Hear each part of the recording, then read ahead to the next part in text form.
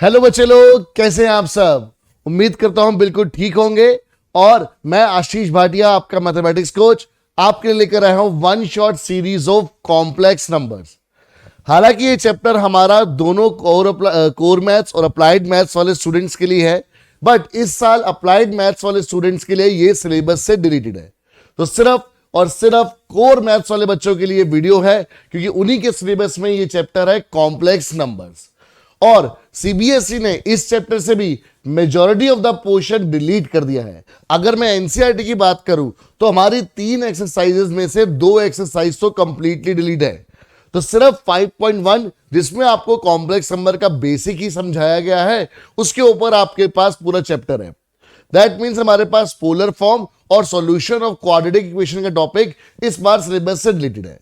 तो ये वीडियो बहुत ही छोटी और बहुत ही स्पेशल होने वाली है, बिकॉज हम लोग कुछ क्वेश्चन करके ही पूरे चैप्टर को अच्छे से कवर अप कर लेंगे, और ये एक बहुत स्कोरिंग टॉपिक है आपके एग्जाम के लिए। तो विदाउट एनी डिले बेटा स्टार्ट करते हैं कॉम्प्लेक्स नंबर्स की one shot series in the pace batch.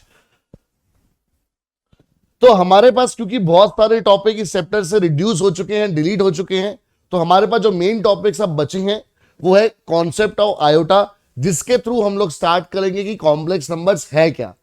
Then हमारे पास एक कॉम्प्लेक्स नंबर को स्टैंडर्ड फॉर्म में किस तरह से डिनोट किया जाता है, एंड देन हम लोग बात करेंगे अलजेब्रा ऑफ कॉम्प्लेक्स नंबर, जिसमें हम लोग उसकी बाकी प्रॉपर्टीज भी पढ़ेंगे, such as multiplicative inverse, conjugate and modulus of a complex number. तो बस यही कुछ टॉपिक हैं हमारे सिलेबस में। तो इनको स्टार्ट करते हैं और कुछ बेसिक क्वेश्चन की प्रैक्टिस करके हम लोग थोड़े से जो एनसीईआरटी में इंपॉर्टेंट क्वेश्चंस हैं, क्योंकि मेजॉरिटी ऑफ द क्वेश्चन तो डिलीट हो चुके हैं, बट जो मेजॉरिटी में आपके पास इंपॉर्टेंट क्वेश्चंस हैं उनको हम लोग डिस्कस करेंगे। चलिए सबसे पहले बात करते हैं कि बेटा एक कॉम्प्लेक्स नंबर है क्या। तो इसके लिए मैं आपको लेके जाना चाहूंगा पहले क्लास 10th में। ठीक है, क्लास 10th आप सबकी फेवरेट क्लास, जहां तक का मैथ्स आपको बहुत पसंद आता था। अब 11th में आते ही बच्चों की चॉइसेस बदल जाती हैं, बिकॉज मैथ्स का लेवल थोड़ा सा डिफरेंट हो जाता है। अब क्लास 10th में एक चैप्टर आता था हमारे पास क्वाड्रेटिक इक्वेशन। सब बच्चों का फेवरेट चैप्टर होता था, क्योंकि बहुत स्कोरिंग होता था और बहुत बेसिक चैप्टर था, और आप सब बहुत सालों से उसको पहले से पढ़ते आ रहे हैं इन डिफरेंट डिफरेंट फॉर्म्स। पहले आपने 8th क्लास में उसी चैप्टर को सीखा था in the form of middle term splitting. 9th में भी आपने जीरोस फाइंड आउट करे थे। देन 10th में आपने पहले पॉलिनोमियल के अंदर जीरोस फाइंड आउट करे थे क्वाड्रेटिक इक्वेशन के, एंड देन चैप्टर नंबर 4 आपकी क्लास 10th का क्वाड्रेटिक इक्वेशन, वो तो था ही उसी टॉपिक पर। अब उसी की अगर मैं बात करूं कि मेरे पास कोई भी ऐसी क्वाड्रेटिक इक्वेशन है जिसका सॉल्यूशन मिडल टर्म स्प्लिटिंग से मुझे नहीं मिल पा रहा है। फॉर एग्जांपल, अगर मेरे पास एक क्वाड्रेटिक इक्वेशन है x² + 4x + 4, ठीक है, हमारे पास क्वाड्रेटिक इक्वेशन है x² + 4x + थोड़ा सा उसको चेंज करके 9 कर लेते हैं, = 0। अब ये मेरे पास एक क्वाड्रेटिक इक्वेशन है। ऑब्वियस सी बात है, इसमें मुझे अभी फैक्टर्स नहीं मिल पाएंगे, बिकॉज मुझे मल्टीप्लाई करके चाहिए 9 और प्लस करके चाहिए 4। तो ऐसे कोई दो नंबर हमारे पास अभी नहीं है जिनको मल्टीप्लाई करके 9 आए और ऐड करके 4 आए। ठीक है, तो यानी कि हम लोग यहां पर यूज करेंगे क्वाड्रेटिक फॉर्मूला। और क्वाड्रेटिक फॉर्मूला आप सबका फेवरेट टॉपिक, अगेन आपको अच्छे से याद है कि अगर हमारी स्टैंडर्ड इक्वेशन है ax² + bx + c = 0, where a is not equal to 0, तो जो x है it is given bye -b + -√b² - 4ac / 2a। तो बेटा ये फॉर्मूला तो आप सबका फेवरेट फॉर्मूला, सबको इजी लगता था, याद रहता था, ठीक है, और आपने बहुत ज्यादा यूज करा है। तो अब इसी फॉर्मूले का यूज करके मैं आपको बोल रहा हूं कि हम लोग सॉल्व करेंगे एक ये क्वाड्रेटिक इक्वेशन। आप कंपेयर करेंगे तो आप मुझे बता सकते हैं a 1 है, b 4 है और c हमारे पास 9 है। ठीक है, अब यहां पर सबसे पहले हम ये समझेंगे कि हम कॉम्प्लेक्स नंबर पढ़ क्यों रहे हैं, क्या जरूरत पड़ी हमारे को कॉम्प्लेक्स नंबर पढ़ने की, और ये टॉपिक इंट्रोड्यूस क्यों हुआ। फिर उसी के साथ हम लोग कॉन्सेप्ट ऑफ आयोटा का डिस्कस करेंगे। क्लियर बच्चे? मैडम मैंने ये फॉर्मूला अप्लाई करा तो मुझे मिला -4 + -√4² माइनस में 4 × 1 × 9 / 2 × 1। ठीक है, मैंने सिर्फ सिंपली वैल्यूज पुट करी हैं। ठीक है, ये आपका सिंपल सा क्वेश्चन है जिसमें किसी बच्चे को भी दिक्कत नहीं आती।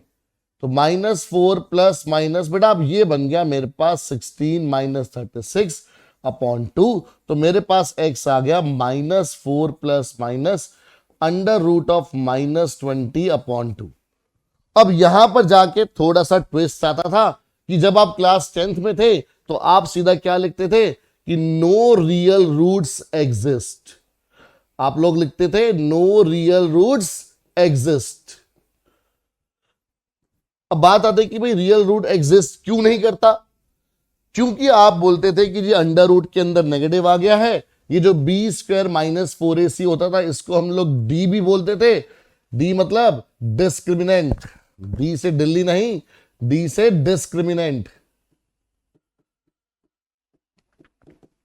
इसको आप डी से डिस्क्रिमिनेंट भी बोलते थे क्योंकि डी नेगेटिव आ गया है, और अगर डी नेगेटिव आ जाता है तो हमारे पास नो रियल रूट्स एग्जिस्ट करते हैं। अब डी के नेगेटिव आने से ऐसा क्या हुआ कि भाई रूट ही एग्जिस्ट करने बंद हो गए। वो रूट के हमारे पास रूट एग्जिस्ट होने बंद इसलिए हुए बिकॉज हमारे पास अंडर रूट में नेगेटिव साइन आ गया। हमारे पास क्या आ गया, अंडर रूट के अंदर नेगेटिव साइन आ गया, जिसकी वजह से रूट्स क्या हुए, नॉट रियल। अब यहां पर जब हमने लिखा नो रियल रूट्स एग्जिस्ट, इसका मतलब है मैं ये बोल रहा हूं कि जो x है जिसको हम लोग फाइंड आउट कर रहे हैं, सब x के पीछे पड़े हैं, फाइंड कर रहे हैं, मिल किसी को नहीं रहा। x is not real. Not real मतलब नॉट अ रियल नंबर।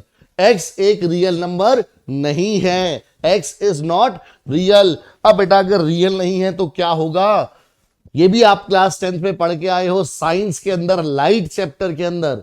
ये जो चीज रियल नहीं होती आप उसको बोलते हो इमेजिनरी यानी वर्चुअल। अब x एक रियल नंबर नहीं है, नॉट अ रियल नंबर, तो इसका मतलब हुआ x is a virtual number, या जिसको आप क्या बोल सकते हो, इमेजिनरी नंबर। x क्या है हमारे पास, एक इमेजिनरी नंबर। और बेटा इसी इमेजिनरी नंबर का वर्चुअल नंबर का जो मैथमेटिकल नेम है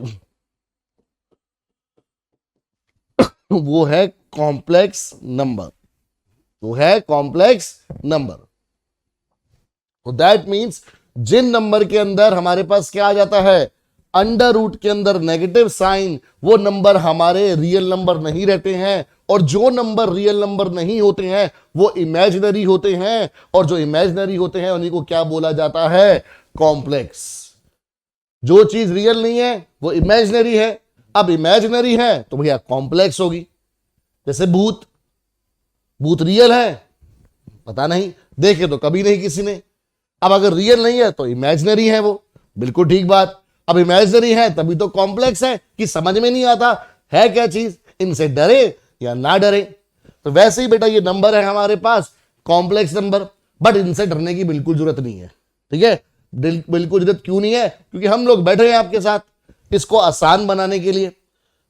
सिलेबस डिलीट हो गया, वरना ये टॉपिक एक खतरनाक टॉपिक बन सकता था, बिकॉज पोलर फॉर्म बच्चों को बहुत तंग करती है, ठीक है। बट अब हमारे को इसमें बिल्कुल लिमिटेड चीजें करनी है, तो ये भी हमारे को डरने की जरूरत नहीं है, ठीक है। तो ये हमारे पास क्या है, कॉम्प्लेक्स नंबर। तो कौन से नंबर हुए कॉम्प्लेक्स नंबर, वो नंबर जिनके अंदर रूट के अंदर क्या आता है, नेगेटिव साइन। तो मैं बोल सकता हूं कि under root of -x where x is greater than 0। भाई अगर x 0 हो गया तो अंडर रूट ऑफ -0 तो 0 ही रहेगा ना, तो वो कॉम्प्लेक्स नंबर नहीं है हमारे पास। Under root of -x where x is greater than 0, ये हमारे पास एक जनरल रिप्रेजेंटेशन बन सकती है किसकी, ये जनरल हम बोल सकते हैं डेफिनेशन बन सकते हैं किसकी, कॉम्प्लेक्स नंबर की, ठीक है। ये बात समझ में आई। तो सर ये आयोटा क्या चीज है, तो चलो इसको समझते हैं।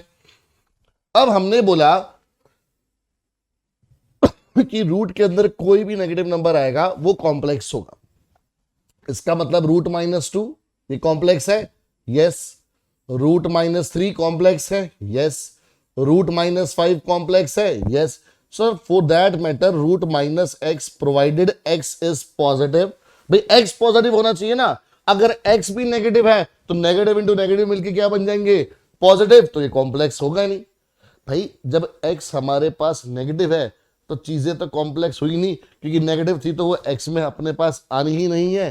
ठीक है, अगर x पॉजिटिव है और रूट में माइनस साइन है तो वो हमारे पास क्या हो जाएगा, एक कॉम्प्लेक्स नंबर हो जाएगा।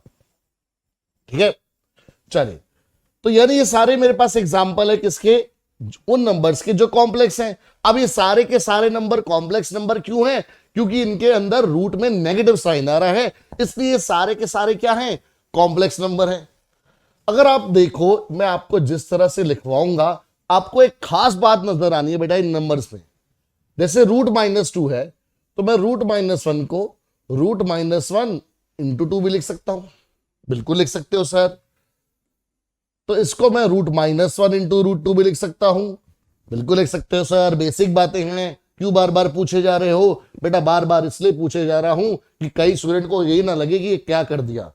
ठीक है, तो under root of A B हमारे पास क्या होता है, under root of A into under root of B. ठीक है, तो ये बेटा हम ऐसे लिख सकते हैं। सिमिलरली इसको भी हम लोग कैसे लिख सकते हैं सर, -1 इंटू 3 यानी कि रूट -1 इंटू रूट 3 लिख सकते हो। सिमिलरली इसको भी सर आप रूट -1 इंटू 5 यानी कि root of -1 into root of 5 लिख सकते हो। तो इसका मतलब सर मैं किसी भी रूट ऑफ नेगेटिव नंबर को कैसे लिख सकता हूं, आप उसको sir root -1 into root X लिख सकते हो।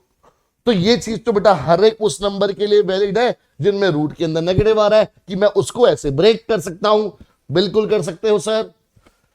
तो खास बात ये हुई भाई कि इन सब में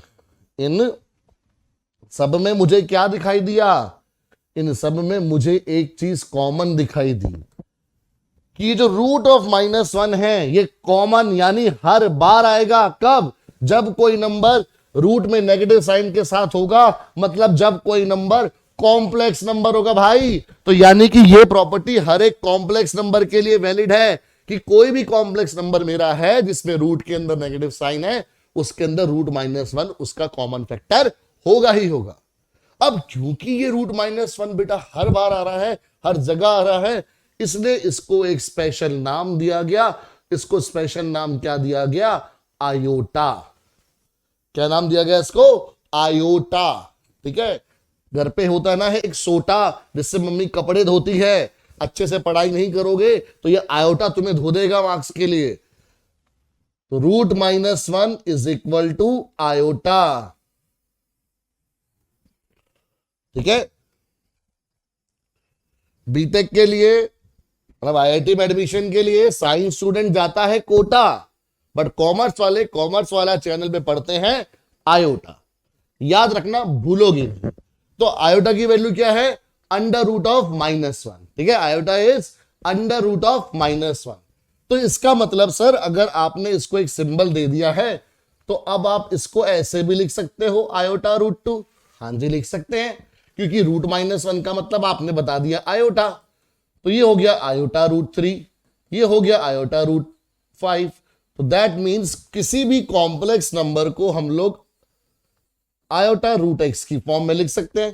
ठीक है, मतलब जितने नंबर जिनके अंदर रूट में नेगेटिव आ रहा था उसमें आप इसको iota into root of the number only लिख सकते हैं, नेगेटिव साइन हट गया। तो कुछ लोग तो आपको यह भी बताते हैं बेटा कि ये देखो ये रूट -2 था, ये माइनस बाहर आ गया और बाहर आके आयोटा बन गया। तो भैया रूट में से माइनस बाहर कभी नहीं आता है, सब बुद्धू बनाया जाता है आपको। रूट में से माइनस साइन बाहर नहीं आ सकता, वो कन्वर्ट हो जाता है आयोटा में। ठीक है, वो कन्वर्ट हो जाता है आयोटा में, कभी भी रूट में से माइनस साइन बाहर नहीं निकल सकता। अब वो आयोटा क्यों बना, उसके पीछे का जो लॉजिक है जो आपको कोई नहीं बताएगा वो आपको बता दिया। ठीक है, क्यों आप रूट -2 को आयोटा रूट 2 लिखते हो अब आपको पता है, क्योंकि आयोटा हमारे पास एक स्पेशल पैरामीटर है जिसको हम लोग डिनोट करते हैं अंडर रूट ऑफ -1 से।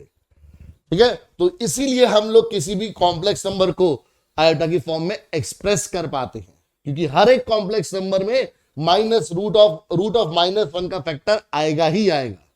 क्लियर, चलिए। तो दैट मीन्स जो मैंने पहले आंसर छोड़ा था यहां पर ये मैंने खत्म कर दिया था भाई ये सब लिख के। अब इसको आगे मैं सॉल्व कर सकता हूं। कैसे सॉल्व कर सकते हैं देखिए, अब मैं इसको लिख सकता हूं कि x इक्वल टू ये -4 प्लस, आपको पता है कि √-20 को हम कैसे लिख सकते हैं, आयोटा √20, ठीक है। और अगर इसको और सिंप्लीफाई करना चाहूं तो √20 को हम लोग कैसे लिख सकते हैं, 2√5। तो आयोटा 2√5 लिखो भाई, आप आयोटा a लिखो या a आयोटा लिखो, दोनों एक ही बात है, आयोटा आगे पीछे लिख सकते हो। अब सब में से 2 कॉमन आ जाएगा तो हमारा आंसर आएगा -2 प्लस -√5 आयोटा। तो जो क्वेश्चन हम लोग 10th में लिख कर आ गए थे, नो रियल रूट्स एग्जिस्ट, और खत्म हो गया था क्वेश्चन, और हम लोग बाइज्जत बरी हो गए थे कि भी अब हमारे को आगे कुछ नहीं करना है। अब आप फंस गए हो, अब आपको ये पूरा सॉल्व करके आना पड़ेगा। अगर ये रियल नहीं भी है तब भी आपको सॉल्व करके आना पड़ेगा, बिकॉज अब आप सीख चुके हो कॉम्प्लेक्स नंबर। अब आपके जीवन में प्रवेश हो चुका है आयोटा नामक चीज का। अब आपके जीवन में प्रवेश हो चुका है किसका, आयोटा का। तो जो चीज पहले आपको इजी लगती थी, जो आप छोड़ देते थे, अब आपको वो पूरी लगी, आपको पूरी करनी पड़ेगी।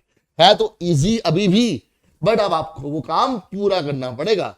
और बस कुछ नहीं करना, उसमें आपको पता है कि नेगेटिव नंबर को आपने आयोटा की टर्म्स में एक्सप्रेस कैसे करना है, उसको एक्सप्रेस करा और रिजल्ट लाए, दैट्स इट। बट दुविधा ये है कि भाई ये वाला पार्ट जो इजी लग रहा है वो सिलेबस से रिलेटेड है, तो पूरी की पूरी जो आपकी एक्सरसाइज है 5.3, जिसमें आप लोग क्वाड्रेटिक इक्वेशन को सॉल्व करते थे और फ्री के नंबर हमारे को मिल जाते थे, वो डिलीट हो गया। ठीक है, कोई बात नहीं, डिलीट हो गया तो हमें कॉन्सेप्ट तो सीखना ही था। तो यहां पर बेटा हम लोग अब कॉन्सेप्ट ऑफ आयोटा की बात करें अगर,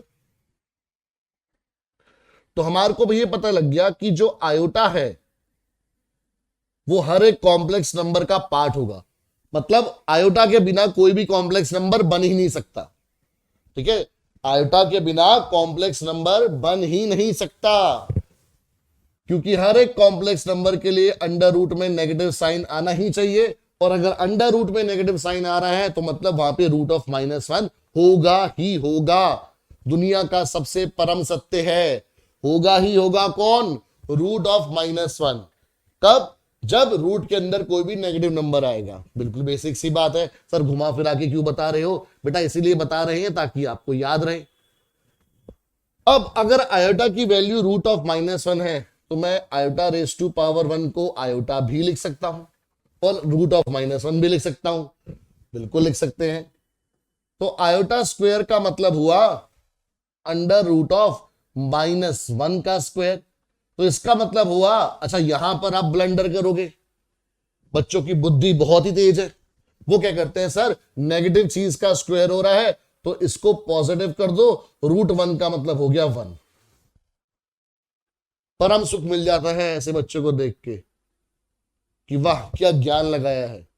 √-1 का स्क्वायर था, उसने बोला भाई स्क्वायर के अंदर कोई भी अगर आप नेगेटिव चीज लिख रहे हो तो वो पॉजिटिव हो जाती है, तो होगी पॉजिटिव। सर ये बिल्कुल ही गलत है, क्योंकि स्क्वायर सॉल्व होगा सबसे पहले अंडर रूट से, बिकॉज √-1 का होल स्क्वायर का मतलब है कि -1 की पावर, -1 की पावर हमारे पास 1/2 है और उसका स्क्वायर हुआ है। तो पहले ये दोनों पावर्स आपस में सॉल्व होंगी, तो यानी बचेगा क्या मेरे पास, -1। सो दैट मीन्स आयोटा स्क्वायर की वैल्यू होती है -1। अब आयोटा क्यूब की अगर हम बात करें तो बेटा आयोटा क्यूब को मैं आयोटा स्क्वायर इंटू आयोटा लिख सकता हूं, बिल्कुल लिख सकते हो सर। और आयोटा स्क्वायर की वैल्यू मैंने -1 निकाली थी, तो -1 इंटू आयोटा हो गया माइनस आयोटा। तो आपको आयोटा क्यूब की वैल्यू माइनस आयोटा याद रखनी है। और इसी तरह से iota raise to power 4, iota raise to power 4 ये क्या बनेगा, आयोटा रेज़ टू पावर 4 बनेगा iota square into iota square, which means -1 into -1 which is what, 1। तो ये जो 4 वैल्यूज आई हैं बेटा, जो 4 वैल्यूज आई हैं, ये हमारे पास पूरा कॉम्प्लेक्स नंबर का बेस है, पूरे कॉम्प्लेक्स नंबर का बेस है ये, कि आयोटा की पावर 1 आयोटा होती है, आयोटा स्क्वायर की वैल्यू -1 होती है, आयोटा क्यूब की वैल्यू माइनस आयोटा होती है, और आयोटा पावर 4 होती है 1। सर इसके आगे क्यों नहीं करा? इसके आगे इसलिए नहीं करते हैं क्योंकि आयोटा की पावर अब रिपीट होना शुरू हो जाएंगी। कैसे? अगर मैं बात करूं आयोटा की पावर 5 की, तो ये हमारे पास वापस से आयोटा आएगा। कैसे आएगा? अगर वर्किंग देखनी है तो समझो, आयोटा की पावर 5 को मैं iota raise to power 4 into iota raise to power 1 लिख सकता हूं। आयोटा 4 की वैल्यू होती है 1, तो 1 इंटू आयोटा, आयोटा बना। उसी तरह से आयोटा की पावर 6 को मैं -1 लिखूंगा। क्यों? बिकॉज आयोटा की पावर 6 को मैं आयोटा 4 इंटू आयोटा स्क्वायर लिखूंगा। इसी तरह से आयोटा क्यूब को मैं आयोटा पावर 7 को मैं माइनस आयोटा लिखूंगा, बिकॉज आयोटा की पावर 7 को मैं आयोटा 4 इंटू आयोटा क्यूब लिख सकता हूं। आयोटा 4 अगेन 1, आयोटा की पावर 4 कितनी? 1, और आयोटा क्यूब कितना? Minus iota. इसलिए बेटा हमारे पास रिजल्ट आ गया माइनस आयोटा। एंड लास्ट आप समझ गए होंगे ये 1 आएगा, बिकॉज आप इसको आयोटा की पावर 4 इंटू आयोटा की पावर 4 लिख सकते हो। तो यानी 4 के बाद वापस पावर जो नेक्स्ट 4 पावर है वो रिपीट होगी। और अगर आप ऐसे ही चलते रहे जीवन में आगे, तो आयोटा की पावर 9 भी वापस हमारे पास क्या आएगा? आयोटा आएगा। कैसे आएगा? इसको आप आयोटा की 4 का स्क्वायर इंटू आयोटा लिख सकते हो, बिकॉज 4 2 8 इंटू 1, तो आयोटा बचा। बिकॉज आयोटा 4 की वैल्यू 1 है, तो 1 का स्क्वायर इंटू आयोटा, वापस आयोटा ही आएगा। है ना सिंपल। इसी तरह से आयोटा 10 क्या बनेगा? सर -1। कैसे बनेगा भाई? इसको आप iota raise to power 8 into iota square लिख सकते हो। इसको आप आयोटा रेस टू पावर 4 का whole square into iota square की जगह -1 लिख सकते हो। अब ये होता है 1, तो 1 का स्क्वायर 1 इंटू -1, -1। ऐसे ही आयोटा की पावर 11 माइनस आयोटा, आयोटा की पावर 12 कितनी? वापस 1। फिर ऐसे ही 13 14 15 16 चलता रहेगा। कब तक? जब तक जीवन है, खत्म नहीं होगा। हर बार ये ही 4 आंसर आते जाएंगे।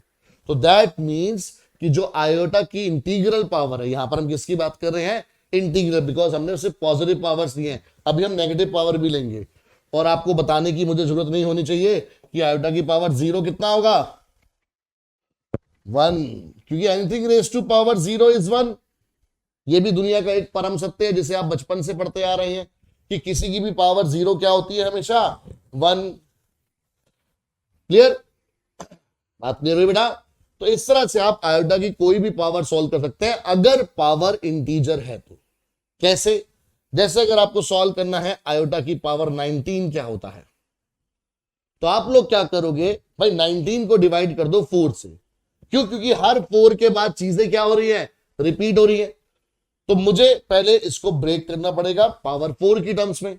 तो आयोटा की पावर 19 को मैं लिख सकता हूं iota raise to power 16 into iota raise to power 3, because 16 plus 3 कितना आएगा? 1। अब ये जो आयोटा की पावर 16 है वो आयोटा 4 की होल पावर 4 बनेगा, और आयोटा क्यूब होता है माइनस आयोटा, तो रिजल्ट क्या आ गया? माइनस आयोटा, बिकॉज ये तो 1 होता है, और 1 की कोई भी पावर क्या होती है? 1। ठीक है, आई बात समझ में? आप इस तरह से कोई भी पावर कैलकुलेट कर सकते हैं। आयोटा रेस टू पावर 143, 143 मतलब पता है ना सबको? 143। चलो आंसर निकालते हैं। आंसर क्या होगा इसका? तो 4 से डिवाइड कर दो। 4 से डिवाइड करोगे तो 4 3 जा 12, 2 बचा 23 हुआ, 4 5 जा 20, रिमाइंडर कितना बचा? 3। तो इनटू आयोटा क्यूब। ठीक है, 4 3 जा 12, 12 के बाद 23 हुआ, 4 5 जा, तो इसको सॉरी, तो इसको 35 इंटू 4 लिखना था। ठीक है, अब ये कैसे लिख दिया सर? तो बेटा आपने यहां पर कुछ नहीं करा है, बस यहां पर डिवीजन रूल लगा दिया है। 4 से डिवाइड करोगे तो डिविडेंड किसके इक्वल होता है? Divisor into quotient plus remainder. मैंने वही लगाया है रूल कि पावर्स ऐड भी तो हो जाएगी। और इसको हम लोग क्या लिख सकते हैं? आयोटा 4 की whole power 35 into minus iota. तो रिजल्ट इसका भी कितना आ गया? Minus iota. ऐसे ही एक और नंबर देखते हैं, 4 डिजिट ले लेते हैं। जैसे अगर आ गया आयोटा 1 2 3 4, तो इसको हम लोग 4 से डिवाइड करेंगे। तो 4 इंटू 4 3 ज़ा 12 0, फिर 4 8 ज़ा 32, तो रिमाइंडर बचा 2, तो इंटू आयोटा स्क्वायर। इसको आप लिखोगे आयोटा 4 रेज टू पावर 308 और आयोटा स्क्वायर इज -1, तो ये हो गया 1 raise to power 308 into -1 which is what? -1। तो दैट मीन्स इस तरह से आप आयोटा की किसी भी पावर को निकाल सकते हो, प्रोवाइडेड वो एक इंटीजर हो। सर इंटीजर में तो नेगेटिव नंबर भी आ सकते हैं। हाँ मेरे बंधु, नेगेटिव नंबर भी आ सकते हैं, तो जरा उनके लिए भी देख लो। अगर आयोटा की पावर -17 हुआ तो उसको कैसे सॉल्व करेंगे? देखो आपको पता है कि किसी भी पावर, किसी भी एक बेस की पावर अगर नेगेटिव है तो वो उसका रेसिप्रोकल हो जाएगा। क्या हो जाएगा उसका? रेसिप्रोकल। बिकॉज नेगेटिव पावर का मतलब क्या होता है? रेसिप्रोकल। उल्टा कर दो। नेगेटिव पावर का मतलब क्या करो? उल्टा कर दो। ठीक है, रेसिप्रोकल कर दो, रिवर्स कर दो।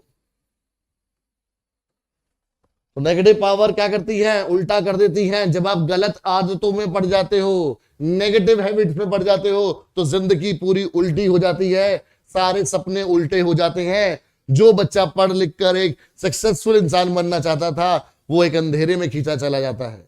तो इसलिए नेगेटिव हैबिट से बेटा दूर रहना है। इन नेगेटिव हैबिट्स आपको उल्टा कर देंगी। जैसे नेगेटिव पावर उल्टा कर देती है, रेसिप्रोकल कर देती है। याद रखना इस बात को। ठीक है, तो सबसे पहले हमने क्या करा भाई? नेगेटिव पावर का जो असर है वो तो होगा ही कि क्या, कि उसने उसका रेसिप्रोकल कर दिया, उल्टा कर दिया। अब उल्टा कर दिया तो हमारे को आता है सीधा करना उसको सॉल्व।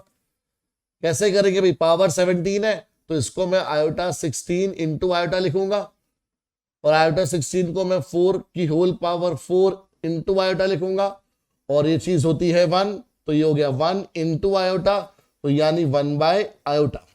आंसर क्या आया? 1 बाय आयोटा। बट प्रॉब्लम अभी एक ही है कि आपको पता है कि आयोटा का मतलब होता है अंडर रूट ऑफ -1। बट अगर मैं 1 बाय आयोटा लिखूंगा तो उसका मतलब हुआ 1 बाय रूट ऑफ -1, और हम डिनोमिनेटर में रूट नहीं छोड़ते हैं। स्टैंडर्ड फॉर्म में जो स्टैंडर्ड रिजल्ट होते हैं उनमें हम लोग डिनोमिनेटर में रूट नहीं छोड़ते हैं। तो इसको हटाने के लिए हमको आयोटा से ही मल्टीप्लाई डिवाइड करना पड़ेगा। तो ये आ गया आयोटा अपॉन आयोटा स्क्वायर, और आयोटा स्क्वायर की वैल्यू -1, तो आंसर आया माइनस आयोटा। तो यानी 1 by iota raise to power 7 जो कि था आयोटा की पावर -17, उसकी वैल्यू आएगी माइनस आयोटा। तो अगर पावर नेगेटिव भी है तो भी हम लोग उसको कैलकुलेट कर लेंगे, बट नेगेटिव पावर पहले क्या करती है? उल्टा कर देती है। हमें सिंप्लीफिकेशन करके उसको सीधा करना पड़ेगा। ठीक है, क्योंकि डिनोमिनेटर में कोई भी आयोटा वाली टर्म नहीं आ सकती। जैसे अगर आयोटा की पावर आ जाए -3 4 5, तो कुछ नहीं, सबसे पहले नेगेटिव पावर का इफेक्ट लगाएंगे तो वो आयोटा 345 हो जाएगा। अब हमें इसे 4 से डिवाइड करना है, तो हम लिखेंगे आयोटा 4 इंटू कितना आएगा? 4 8 ज़ा 32, 4 6 ज़ा 24, और रिमाइंडर बचा 1, तो आयोटा रेज टू पावर 1। ये हो गया आयोटा 4 की whole power 86 into iota which is 1 by iota, क्योंकि आपको पता है आयोटा की 4 पावर 1 होती है। अब डिनोमिनेटर में आयोटा आ गया तो दोबारा से आयोटा से मल्टीप्लाई डिवाइड, तो इस बार भी बाई चांस आंसर क्या आ गया? Minus iota. ठीक है, तो अगर नेगेटिव पावर भी आ रही है तो आपको उनसे भी घबराने की जरूरत नहीं है, बट नेगेटिव आदतों से दूर रहना है। ठीक है, चलिए, तो ये था बेटा हमारे पास कॉन्सेप्ट ऑफ आयोटा, जिसके अंदर हमने सीखा ये आयोटा है क्या चीज, ये आई कहां से है, और ये बेस क्यों है एक कॉम्प्लेक्स नंबर का। ये कॉम्प्लेक्स नंबर वो नंबर हैं जिनके अंदर रूट में नेगेटिव साइन आता है, और जिन जिन के अंदर रूट में नेगेटिव साइन आता है उन सब नंबर में एक कॉमन फैक्टर होता है रूट ऑफ -1, जिसका तकनीकी नाम टेक्निकल नेम, तकनीकी नाम आयोटा है, और इसको हम डिनोट करते हैं स्मॉल आई से। क्लियर बच्चा लोग? चलिए अब आयोटा की पावर सीखी है, तो अपनी तो बेटा आदत है, पहले सिखाएंगे, फिर क्वेश्चन कराएंगे, और फिर आपको घर के लिए काम देंगे, क्योंकि मैथ्स करने से होगा। कर रहे हो तो हो रहा होगा, देख रहे हो तो सिर्फ दिख रहा होगा, पेपर में कुछ नहीं सॉल्व होगा। तो अगर बिना कॉपी पेन के वीडियो देख के मजा ले रहे हो, तो पेपर में भी बेटा ऐसा ही मजा आएगा, दिख रहा होगा पर याद कुछ नहीं आ रहा होगा, पेन नहीं चल रहा होगा। क्योंकि अभी पेन नहीं चलाया तो बेटा पेपर में भी पेन नहीं चलने वाला। अगर आगे वाले ने देखी है वीडियो और साथ में पढ़ाई भी करी है लिख लिख के, तो फिर वहां से देख के लिख रहे होगे, जिसके चांसेस आपको पता है बहुत कम होते हैं, क्योंकि पकड़े गए तो 3 साल के लिए बेटा डिस्क्वालीफाई हो जाओगे 12th देने से। आपके साथ ही सब ग्रेजुएशन कर चुके होंगे, आप 12वीं का फॉर्म भर रहे होंगे। क्लियर बेटा? तो कभी कभार स्कूल वाले भी जब जिद पे अपनी आ जाते हैं तो बच्चों को सीधा कर देते हैं। तो ऐसे कामों में नहीं पड़ना, ये सब नेगेटिव आदतें हैं, और अभी सीखा है नेगेटिव आदतें इंसान को क्या कर देती हैं, उल्टा कर देती है। उसी तरह से जैसे नेगेटिव पावर बेस को उल्टा कर देती है, रेसिप्रोकल कर देती है। ठीक है भाई, चलो बेटा आप क्वेश्चन देखते हैं। आपको सॉल्व करना है iota raise to power 9 plus iota raise to power 19। ये भी हमारी एनसीईआरटी का क्वेश्चन है, बेसिक क्वेश्चन है, बड़े ध्यान से समझेंगे। भाई आयोटा की पावर 9 सॉल्व करना है, तो सर आप ही तो बताया है, इसको आप आयोटा रेज टू पावर 4 का स्क्वायर इंटू आयोटा लिख दो। अच्छा बेटा 19 को तो आयोटा की पावर 4 का पावर 4 इंटू आयोटा क्यूब लिख दो। ठीक है, जिसको नहीं समझ में आया कैसे लिखा, तो बेटा डिवीजन लगा दो, 4 से डिवाइड कर दो, 4 दूनी 8, रिमाइंडर बचा 1। अब 9 को मैंने कैसे लिखा, 9 हमारे पास डिविडेंड है, divisor into quotient plus remainder. तो जैसे मैं अगर आपको पूरा डिटेल में बताऊं, तो आयोटा की पावर 4 इंटू 2 प्लस 8, तो ये इसको हमने तोड़ दिया, बिकॉज पावर्स अगर ऐड हो रही है, सॉरी 8 नहीं 1, आयोटा की पावर 1 आ गई हमारे पास। तो इसी को बेटा हमने ऐसे लिखा है, सेम 19 के लिए यहां पर करें, तो ये आ गया बेटा 1 का square into iota plus 1 raise to power 4, और आयोटा क्यूब होता है माइनस आयोटा, तो ये बना iota minus iota, the result is 0। Result क्या है हमारे पास, 0 आया। ठीक है, रिजल्ट कुछ भी आ सकता है, कोई दिक्कत नहीं, आपने मेहनत करनी है, अपना प्रोसेस करना है, आंसर जो मर्जी आए हमें टेंशन नहीं लेनी, हमें अपना काम अच्छे से करना है। Answer is bound to come right, answer को सही आना ही होगा। चलिए अब देखो पावर्स बढ़ती जा रही है, बट कोई दिक्कत नहीं, पावर जितनी मर्जी बढ़ा दो, हमारा बेस स्ट्रांग है। हमारा बेस स्ट्रांग क्यों है, क्योंकि हम कॉमर्स वाला के स्टूडेंट हैं। ठीक है, हम पीडब्ल्यू के स्टूडेंट हैं, तो बेस तो अपना पक्का होना ही होना है। चलिए जी, पावर 77 है, आपको पता है सर 4 से डिवाइड कर दो, तो 4 का कौन सा मल्टीपल बनेगा, ये 4 इंटू क्या बनेगा, ये 4 इंटू 19 76 होता है, फिर इंटू आयोटा, रिमाइंडर 1 बच गया। आयोटा की पावर 70 के लिए क्या करेंगे, आयोटा 4 इंटू 4 से डिवाइड कर दो, कितना आ जाएगा ये हमारे पास 17, रिमाइंडर कितना बच गया 2। 87 को 4 से डिवाइड करोगे तो 4 इंटू 21, रिमाइंडर कितना बच गया आयोटा क्यूब। देन 414 को करेंगे तो 4 इंटू में 103, रिमाइंडर कितना बच गया आयोटा स्क्वायर। ठीक है, और होल पावर क्या है 3, तो उसको एज इट इज रख दो। अब ये वाला पार्ट हमेशा पता है हमारे को 1 होता है, तो मेन आंसर होता है हर बार वो क्या होता है बेटा आपका रिमाइंडर। मेन आंसर हर बार क्या होता है रिमाइंडर, बिकॉज ये सारे पावर 4 वाले पार्ट तो हमारे पास क्या हो जाते हैं 1। ठीक है, तो आप डायरेक्टली भी कर सकते हो, तो ये से बचेगा iota, iota square is -1, iota cube is minus iota, iota square is -1 whole cube, plus iota minus iota cancel out, it is -2 whole cube which is equal to -8। ये हमारा आंसर आ गया, ये हमारा आंसर आ गया। सिंपल चीज है भाई बिल्कुल। चलिए अब ये भी आपकी एनसीईआरटी की मिसलेनियस एक्सरसाइज का पहला क्वेश्चन है, सिंप्लीफाई करना है। तो चलो जी, आयोटा की पावर 18 को तोड़ो, तो ये आ जाएगा 4 इंटू 4 इंटू आयोटा स्क्वायर, 1 की पावर 25 1, और ये आ गया आयोटा की पावर 25, फिर अगेन होल क्यूब। ये आपको पता है आयोटा की 4 पावर 4 बनेगी, आयोटा स्क्वायर -1 बनेगा, और आयोटा की पावर 25 को आप 4 की पावर 6 इंटू आयोटा लिख सकते हो। ठीक है, आप बेसिक है बेटा वही कि 4 6 24 प्लस 1 25। आयोटा की पावर 4 वाला पार्ट हमेशा 1 होता है, हमें पता है। अब यहां पर डिनोमिनेटर में आयोटा आ गया, तो इसी पार्ट को यहीं पे सॉल्व कर डालो, आगे लेके जाने की जरूरत ही नहीं है। तो -1 plus iota upon iota square का होल क्यूब, तो -1 माइनस आयोटा का होल क्यूब, -1 माइनस आयोटा का होल क्यूब।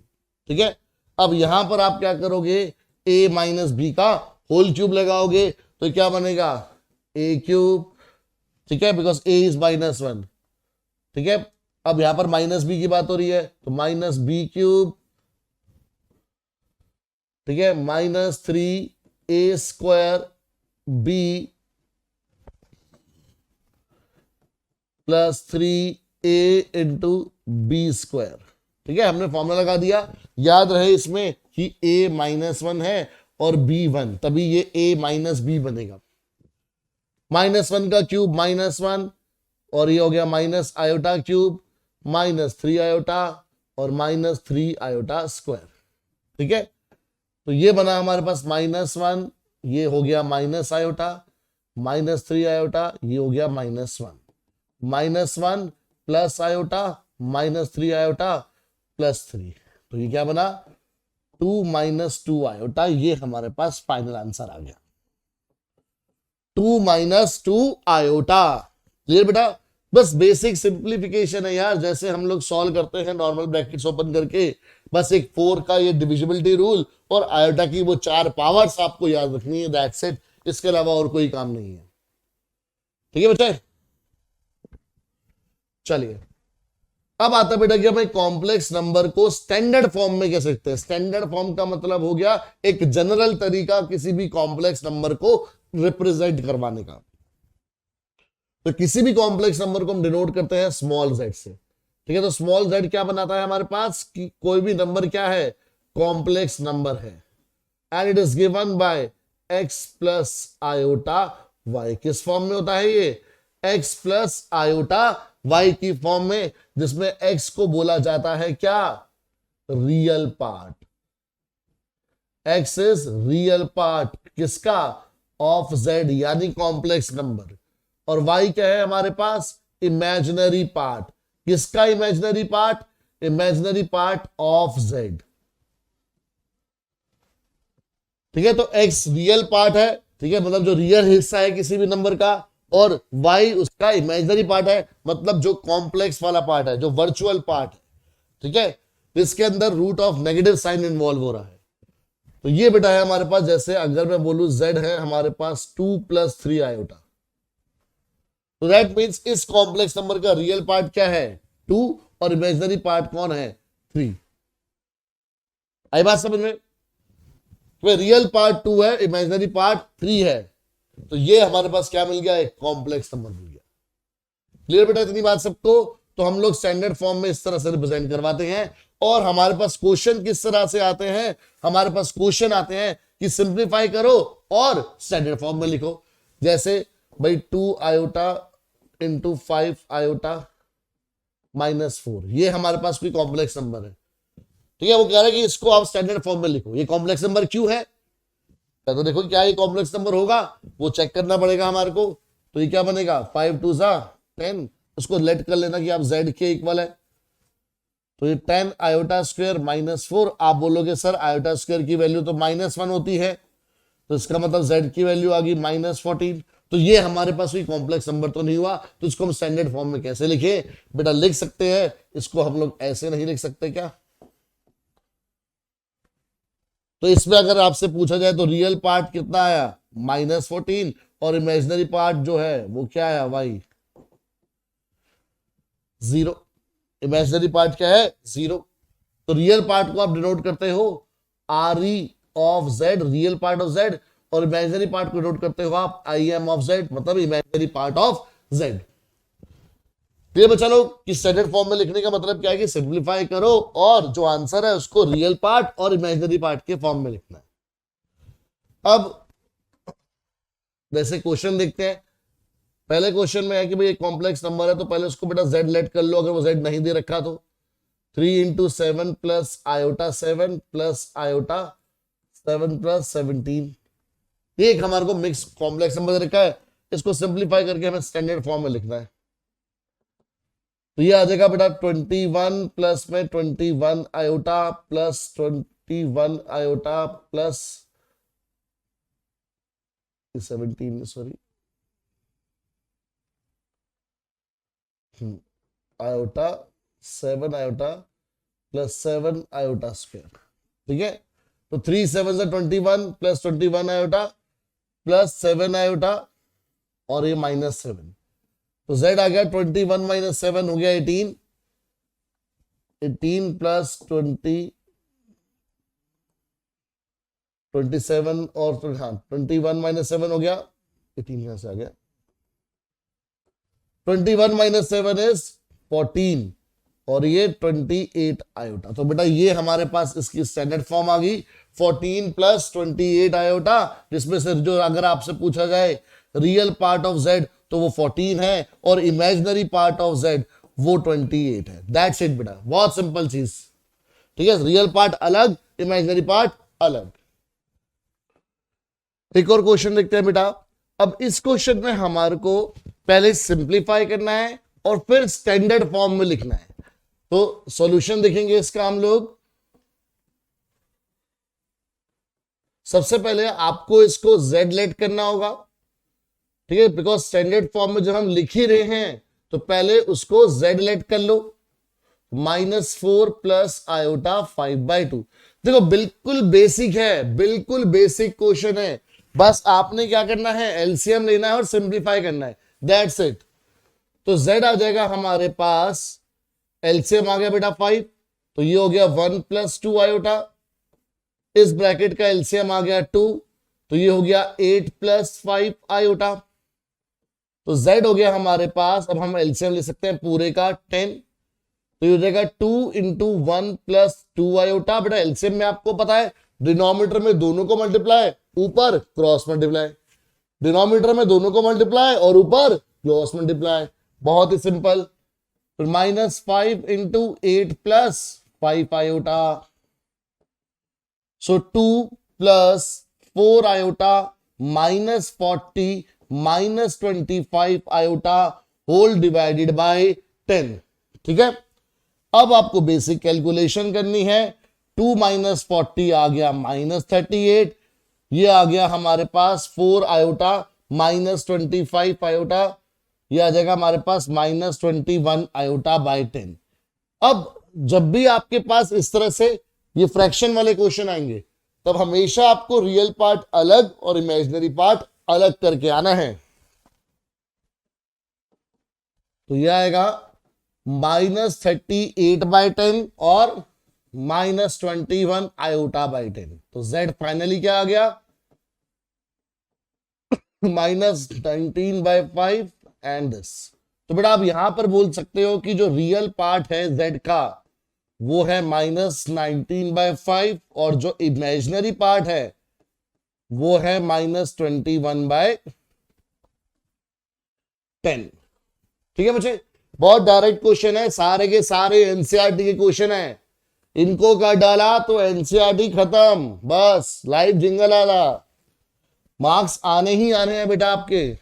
चलिए, वेरी इंपॉर्टेंट क्वेश्चन, ये क्वेश्चन आपको 5 मार्क्स में भी मिल सकता है। ठीक है, सिंगल क्वेश्चन आता है, बहुत सारे स्कूल्स के यूनिट टेस्ट में ये क्वेश्चन फेवरेट है उनका कि इसको आपको कन्वर्ट करना है सिंपलेस्ट फॉर्म में यानी स्टैंडर्ड फॉर्म में। ठीक है, और आपकी मिसलेनियस एक्सरसाइज का क्वेश्चन नंबर 3 है ये। तो बहुत इंपॉर्टेंट क्वेश्चन है बेटा on the topic of standard form. सबसे पहले z लेट करा और करना कुछ नहीं है, अगेन 7th 8th का कॉन्सेप्ट लग रहा है, क्या आपको एलसीएम लेना।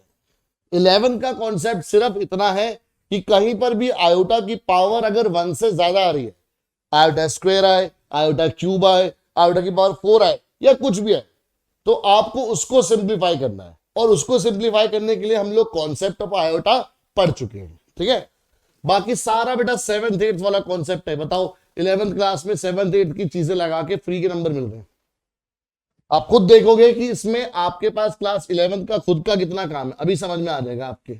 चलिए सबसे पहले बेटा हमने एलसीएम लिया, तो ये आया 1 minus 4 iota into 1 plus iota. LCM लेंगे 1 into 1 plus iota minus 2 into 1 minus 4 iota, और ये बेचारा ये 3 minus 4 iota upon 5 plus iota, ये बेचारा एज इट इज बैठा हुआ है, ठीक है। तो ये बना हमारे पास z इज इक्वल टू, ये हो जाएगा 1 plus iota minus 2 plus 8 iota, ठीक है। सिंपल बेटा ब्रैकेट ओपन कर रहे हैं, कहां है कोई नया कंसेप्ट, 6th 7th वाला कॉन्सेप्ट है ये, ब्रैकेट ओपन करके मल्टीप्लाई करना। यहां पर भी 1 plus iota minus 4 iota minus 4 iota square, और ये 3 minus 4 iota upon 5 plus iota as it is. So that means z किसके इक्वल आ गया, 1 माइनस 2 आ गया माइनस 1, और ये आ गया हमारे पास प्लस 9 आयोटा, और ऐसे ही डिनोमिनेटर में ये हो गया 1 माइनस 3 आयोटा। हमें पता है कि भाई आयोटा की पावर 2 होगी। अब देखो ये सिर्फ 11 का कॉन्सेप्ट है, आयोटा की पावर 2 है मतलब 1 से ज्यादा है, तो आपको उसको कन्वर्ट करना, और कन्वर्जन आपको आती है। आयोटा स्क्वायर की वैल्यू होती है -1, तो ये +4 हो गया, ये एज इट इज है। बाकी आप देखोगे तो हम सिर्फ बेसिक सिंप्लीफिकेशन कर रहे हैं और कुछ नहीं कर रहे बच्चे। -1 plus 9 iota upon 5 minus 3 iota, 3 minus 4 iota upon 5 plus iota, बस। ये आयोटा स्क्वायर को हमने -1 लिखा है, यही है बस 11th का कॉन्सेप्ट। बाकी 6th 7th वाले कॉन्सेप्ट है यार। चलो अब आपको क्या करना है जी, ब्रैकेट मल्टीप्लाई करने, बहुत ही इजी। तो -1 इंटू 3 -3, ये हो गया आपके पास +4 आयोटा, ये हो गया आपके पास 27 आयोटा, ये हो गया आपके पास -36 iota square, whole divided by ये हो गया 25, ये हो गया +5 आयोटा, ये हो गया जी -15 आयोटा, ठीक है, -3 ये +5 है ना, और ये हो गया -3 आयोटा स्क्वायर। बचा ही नहीं कुछ, सिंपल एकदम। बस अब करना क्या है जी, जहां जहां आयोटा स्क्वायर है उसको कन्वर्ट करना है। -3 प्लस 31 आयोटा, और ये +36 हो गया, ये 25 माइनस 10 आयोटा, ये +3 हो गया। सिंपल चल रही है चीजें बिल्कुल। तो z क्या हो गया, 33 plus 31 iota upon 28 minus 10 iota, ठीक है। अब डिनोमिनेटर में आयोटा आ रहा है, फाइनली आप कुछ सिंप्लीफिकेशन बचे नहीं, तो डिनोमिनेटर में आयोटा आ रहा है, तो आपको पता है क्या करना है, रैशनलाइज, तो करो। तो 28 plus 10 iota whole divided by 28 plus 10 iota, z आ जाएगा।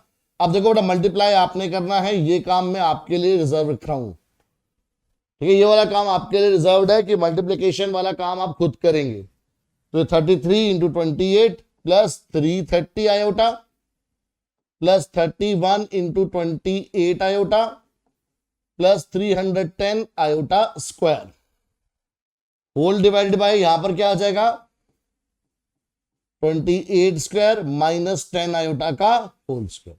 अब बेटा कैलकुलेशन आपने करनी है, ये आपका होमवर्क है, और आपको आंसर मैच करवाना है अपनी एनसीईआरटी से, ठीक है बेटा। बेसिक कैलकुलेशन तो आपको आती ही है, अब बचा ही क्या है इसके अंदर, तो ये बेटा काम आपने ध्यान से करना था, ठीक है। कोई गलती नहीं होनी चाहिए इसमें, क्योंकि बहुत ही इंपॉर्टेंट क्वेश्चन है। चलिए नोट करिए इसको या स्क्रीनशॉट ले लीजिए।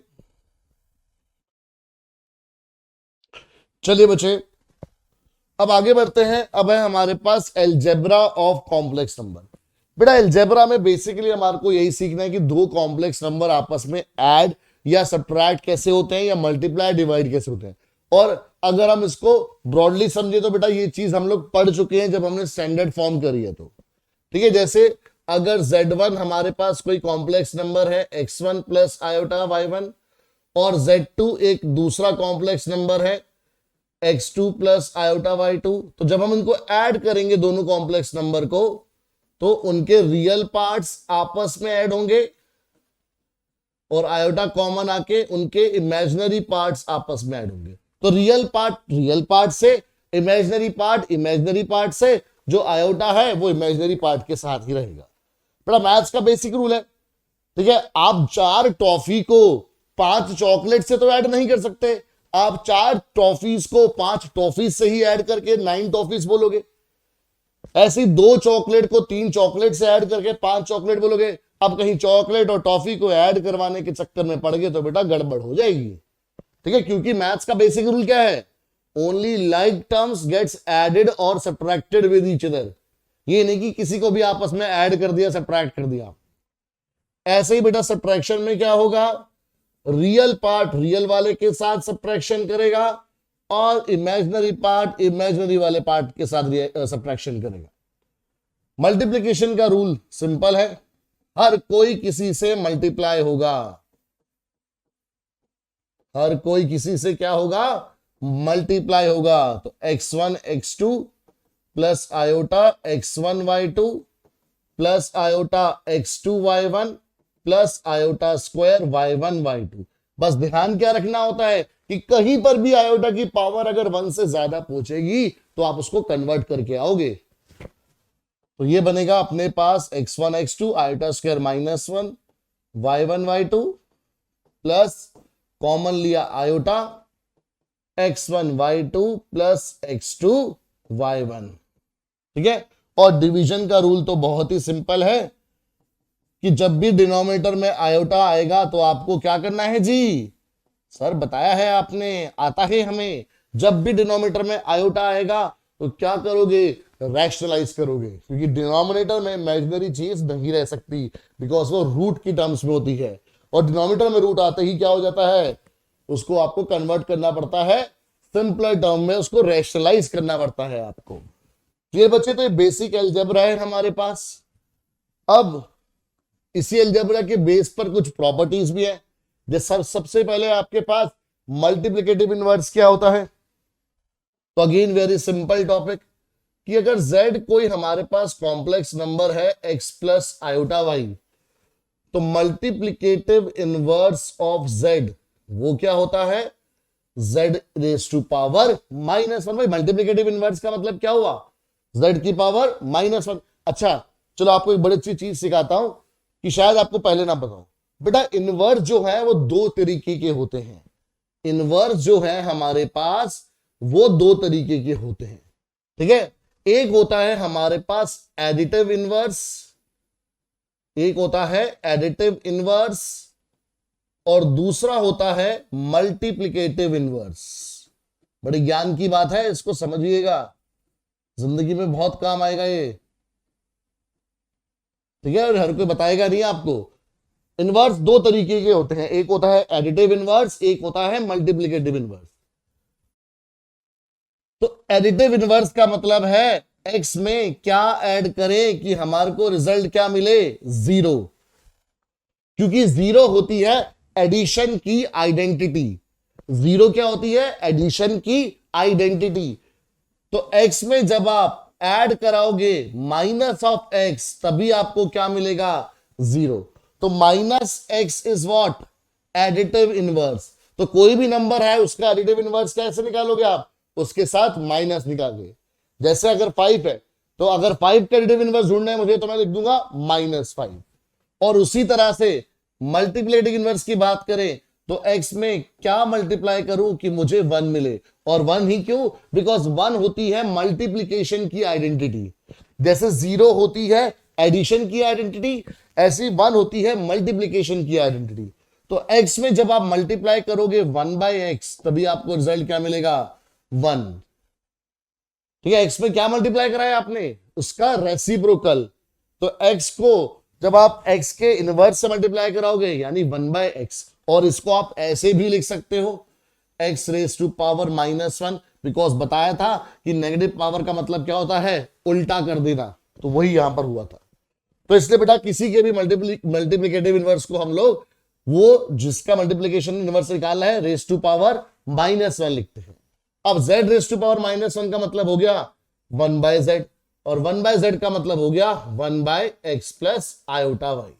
अब यहां आपको पता है क्या करना है, आपको रैशनलाइज, क्योंकि डिनोमिनेटर में कोई भी आयोटा वाली टर्म नहीं आ सकती है। ठीक है, तो एक एग्जांपल समझते हैं।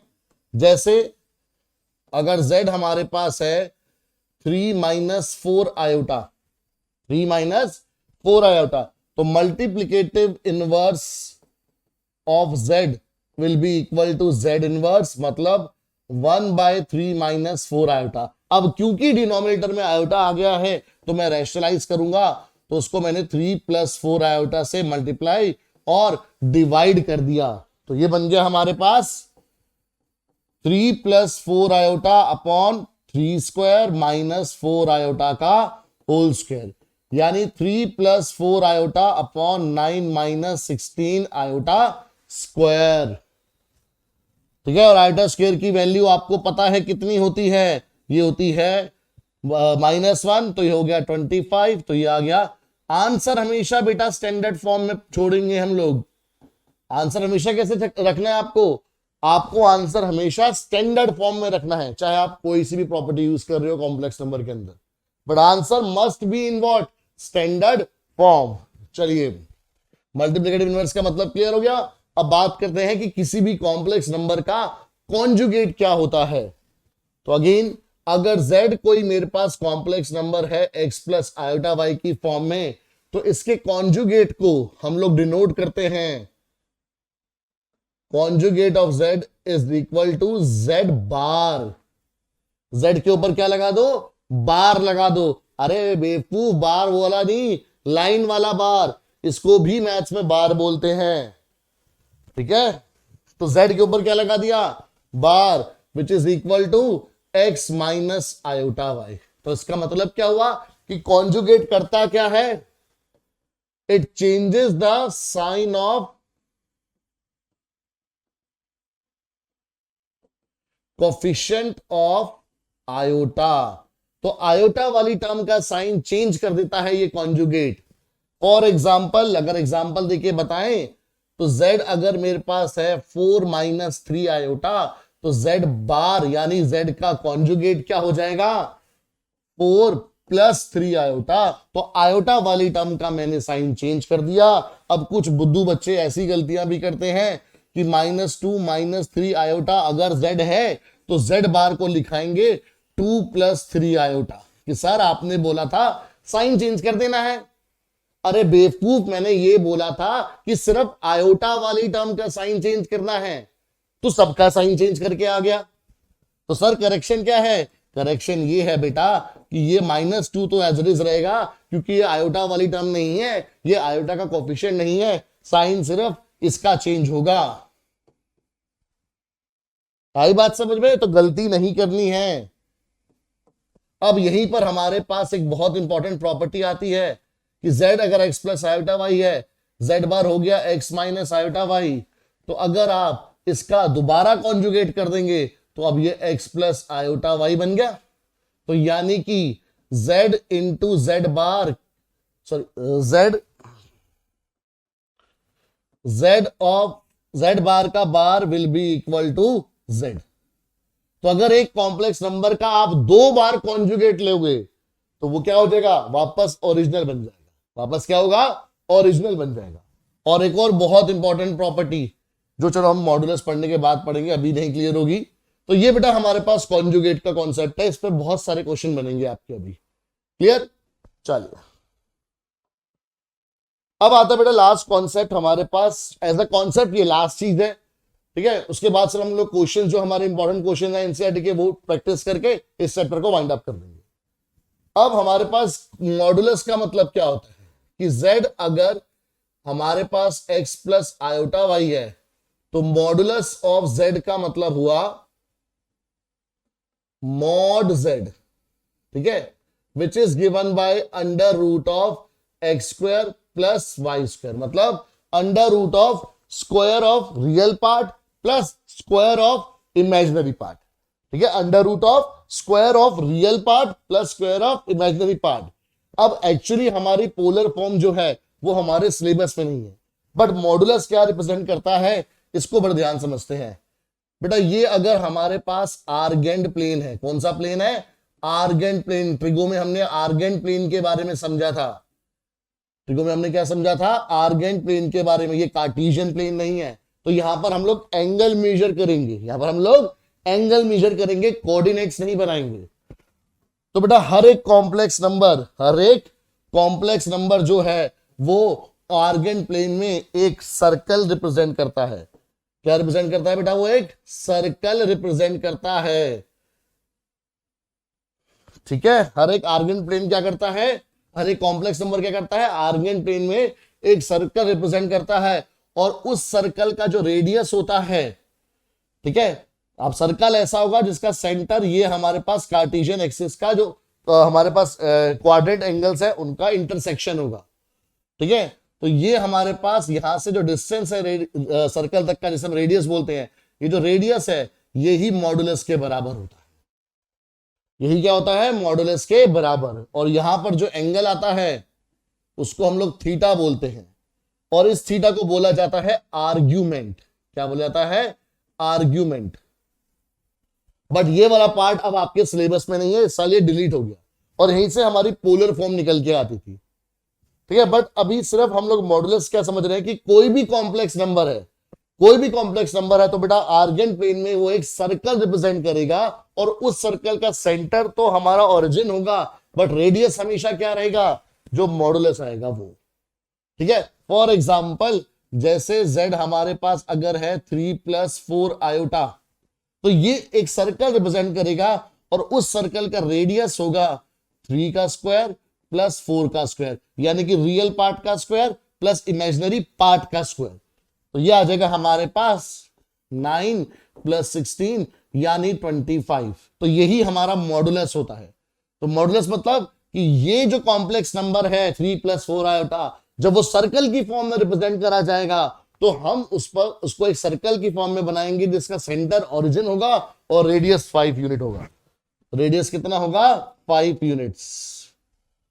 आई बात समझ में बेटा। तो ये मॉडुलस निकालने का तरीका है, ठीक है। जैसे एक एग्जांपल तो देख लिया, एक और देख लेते हैं हम लोग कि अगर z है हमारे पास 3 - 2 आयोटा, तो मॉड z का मतलब हुआ, जिसको हम लोग मॉडुलस बोल रहे हैं, रियल पार्ट का स्क्वायर प्लस इमेजिनरी पार्ट का स्क्वायर, ठीक है। याद रखना बेटा इमेजिनरी पार्ट आयोटा का कोफिशिएंट होता है, तो विद साइन लेते हैं उसको, बट क्योंकि यहां पर स्क्वायर हो रहा है तो साइन का फर्क नहीं पड़ा, ये आ गया अपने पास √13। क्लियर। अब मैं आपको बोला था कि मैं एक बहुत इंपॉर्टेंट प्रॉपर्टी आपको बताऊंगा, ठीक है, कॉम्प्लेक्स नंबर पे, जो मॉडुलस और हमारी कॉन्जुगेट से बनी है। देखो z अगर हमारा x + आयोटा y है तो z बार क्या होगा, x - आयोटा y। ये हम लोग बात कर चुके हैं, बट अगर मैं z और z बार को आपस में मल्टीप्लाई करा दूं तो इसका मतलब हुआ x + iota y into x - iota y, ठीक है। तो z इंटू z बार कितना आ गया, x² - iota square y², because identity बन गई a² - b² वाली। तो that mean z into z bar equal आ गया x² + y² के, बिकॉज आयोटा स्क्वायर की वैल्यू -1 होती है। अब बेटा अगर आप इस चीज को ध्यान से देखो और आप इस चीज को ध्यान से देखो तो एक रिलेशन बन गया।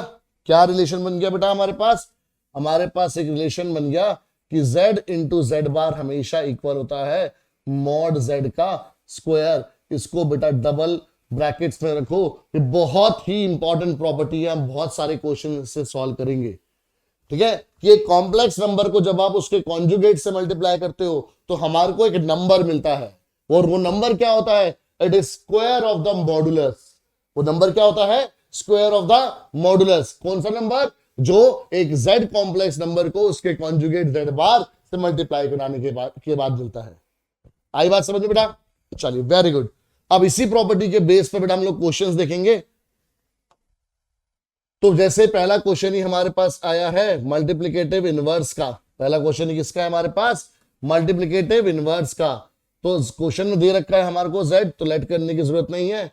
z हमारे पास है 5 - 3 आयोटा। सो देयरफॉर मल्टीप्लिकेटिव, आप बेटा एग्जाम में पूरा लिखना इसी तरह से कि multiplicative inverse of z is equal to z raised to power -1, which means 1 by z, which means 1 by 5 - 3 iota. अब क्योंकि डिनोमिनेटर में आयोटा आ चुका है बेटा, तो आपको पता है क्या करना पड़ेगा, इस आयोटा को डिनोमिनेटर से लात मार के भगाना पड़ेगा। और हटाने के लिए आपको पता है एक ही तरीका है कि इसको रैशनलाइज कर दो। इसको क्या कर दो? रैशनलाइज कर दो। तो जब चीजें कॉम्प्लिकेटेड हो जाती हैं तो उसको रैशनलाइज किया जाता है। जैसे सीबीएसई ने आपका सिलेबस रैशनलाइज कर दिया। अगर आप ऑफिशियल लैंग्वेज पढ़ोगे तो सीबीएसई लिखती है कि उसने सिलेबस को रैशनलाइज करा है, ताकि बच्चे को जो टाइम कम मिला है कोविड के चलते, उसमें वो प्रिपेयर अच्छे से कर सके। तो ये जो भी आपका रिड्यूस सिलेबस है, इसको रैशनलाइज सिलेबस बोला जाता है। अगर आप एनसीईआरटी की वेबसाइट पर जाओगे और अपनी बुक डाउनलोड करोगे 11th क्लास की मैथ्स की बुक, तो टॉप पर लिखा हुआ है रैशनलाइज्ड सिलेबस, रिड्यूस सिलेबस नहीं लिखा हुआ। क्या लिखा हुआ है? Rationalised syllabus. क्योंकि चीजों को रैशनलाइज करने का मतलब क्या है कि उनकी जो नेगेटिविटी है, जो इनकी कॉम्प्लेक्सिटी है, उसको हटा दो। तो हमने हटा दिया। तो ये बना बेटा 5 + 3 आयोटा, ये हो गया 5 स्क्वायर - 3 आयोटा का होल स्क्वायर, यानी 5 + 3 आयोटा अपॉन 25 - 9 आयोटा स्क्वायर। अब आपको पता है कि आयोटा स्क्वायर हमेशा -1 होता है। सो देयरफॉर मल्टीप्लिकेटिव इनवर्स कितना आ गया? 5 + 3 आयोटा अपॉन में 25 + 9 34। आपको पता है कॉम्प्लेक्स नंबर में कोई भी क्वेश्चन हो, कोई भी टॉपिक हो, आंसर हमेशा स्टैंडर्ड फॉर्म में दिया जाता है। ठीक है। अब आपको इसको आयोटा 3/34 लिखो या 3/34 आयोटा लिखो, यार एक ही बात है, कोई फर्क नहीं पड़ता, सेम है बिल्कुल। क्लियर बच्चे? अब आते हैं नेक्स्ट क्वेश्चन पर। आपको कॉन्जुगेट निकालना है इसका, तो पहले इसको स्टैंडर्ड फॉर्म में कन्वर्ट कर लेते हैं, फिर लास्ट में जो आंसर आएगा उसका कॉन्जुगेट निकाल सकते हैं। या दूसरा तरीका ये कि हर एक को आप क्या कर दो? कॉन्जुगेट कर दो और फिर सिंप्लीफाई करो। बट मैं आपको सजेस्ट करूंगा, गलती ना हो, चीजें कॉम्प्लिकेटेड ना हो, आप इसको पहले सिंप्लीफाई करो। ठीक है। तो ये हमारे पास z है, तो दैट मींस कि z बार क्या हो गया? z बार लेते ही आपने कॉन्जुगेट कर दिया, तो जहां जहां आयोटा है उसका साइन बदल जाएगा। जैसे 3 + 2 आयोटा, कहां कहां है आयोटा भाई? देखिए जरा, आयोटा है कहां कहां पर? एक ये वाली टर्म, ये वाली टर्म, ये वाली टर्म और ये वाली टर्म। हमने इन सबका साइन चेंज करना है। तो ये 2 - 3 आयोटा अपॉन 1 - 2 आयोटा और ये 2 + आयोटा। तो सबका साइन बेटा हमने चेंज कर दिया। अब आपको सिंपल मल्टीप्लीकेशन करनी है। आ गया 6th 7th वाला काम, तो जल्दी से कर देते हैं। 6 - 9 आयोटा, बेटा ये माइनस है, कहीं आप बोलो सर प्लस कर दिया आपने। तो 6 - 9 iota plus 4 iota -6 iota square whole divided by 2 + iota -4 iota -2 iota square. तो z बार आ गया हमारे पास 6 - 5 आयोटा और +6 अपॉन 2 - 3 आयोटा और +2। सो दैट मीन्स बेटा z बार हमारे पास आएगा 12 - 5 आयोटा अपॉन 4 - 3 आयोटा। ठीक है। तो वही बेसिक कैलकुलेशन, अगेन डिनोमिनेटर में आयोटा आ गया, मतलब कॉम्प्लेक्सिटी आ गई, तो क्या करेंगे? अगेन हम लोग इसको रैशनलाइज कर देंगे। ठीक है। तो दैट मीन्स z बार कितना आ गया? 12 × 4 = 48 प्लस 36 आयोटा -20 आयोटा और -15 iota square whole divided by 16 -9 iota square. अब बेटा आदत पड़ गई है, directly a - b a+ b वाली आइडेंटिटी लगा दी है। अब मैं इसको भी डायरेक्टली सॉल्व कर रहा हूं, ये 48 प्लस 15 हो जाएगा तो 63 हो जाएगा, ये 16 आयोटा रह गया और ये हमारे पास 25 आया, तो z बार आया 63/25 प्लस 16/25 आयोटा।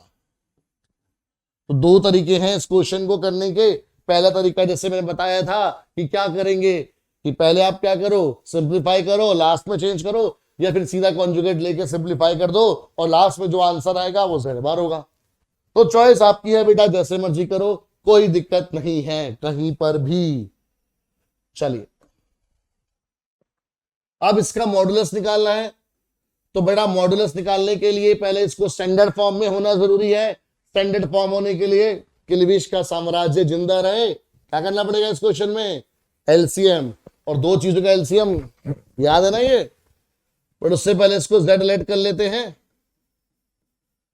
बच्चे सोचेंगे सर ये किल्विश का साम्राज्य क्या है, तो भाई हमारे टाइम पर एक सीरियल आता था, उसका ये मेन विलन होता था, तो एक डायलॉग होता था उनका बड़ा फेमस कि किल्विश का साम्राज्य जिंदा रहे। ठीक है, जैसे अगर आपने सुना हो तो डोंग कभी रोंग नहीं होता, ठीक है, मुकेम्बो खुश हुआ, तो ये जो सारे विलन्स हैं उनके कुछ पेट डायलॉग्स हैं, ऐसे ये भी था किल्विश का साम्राज्य जिंदा रहे।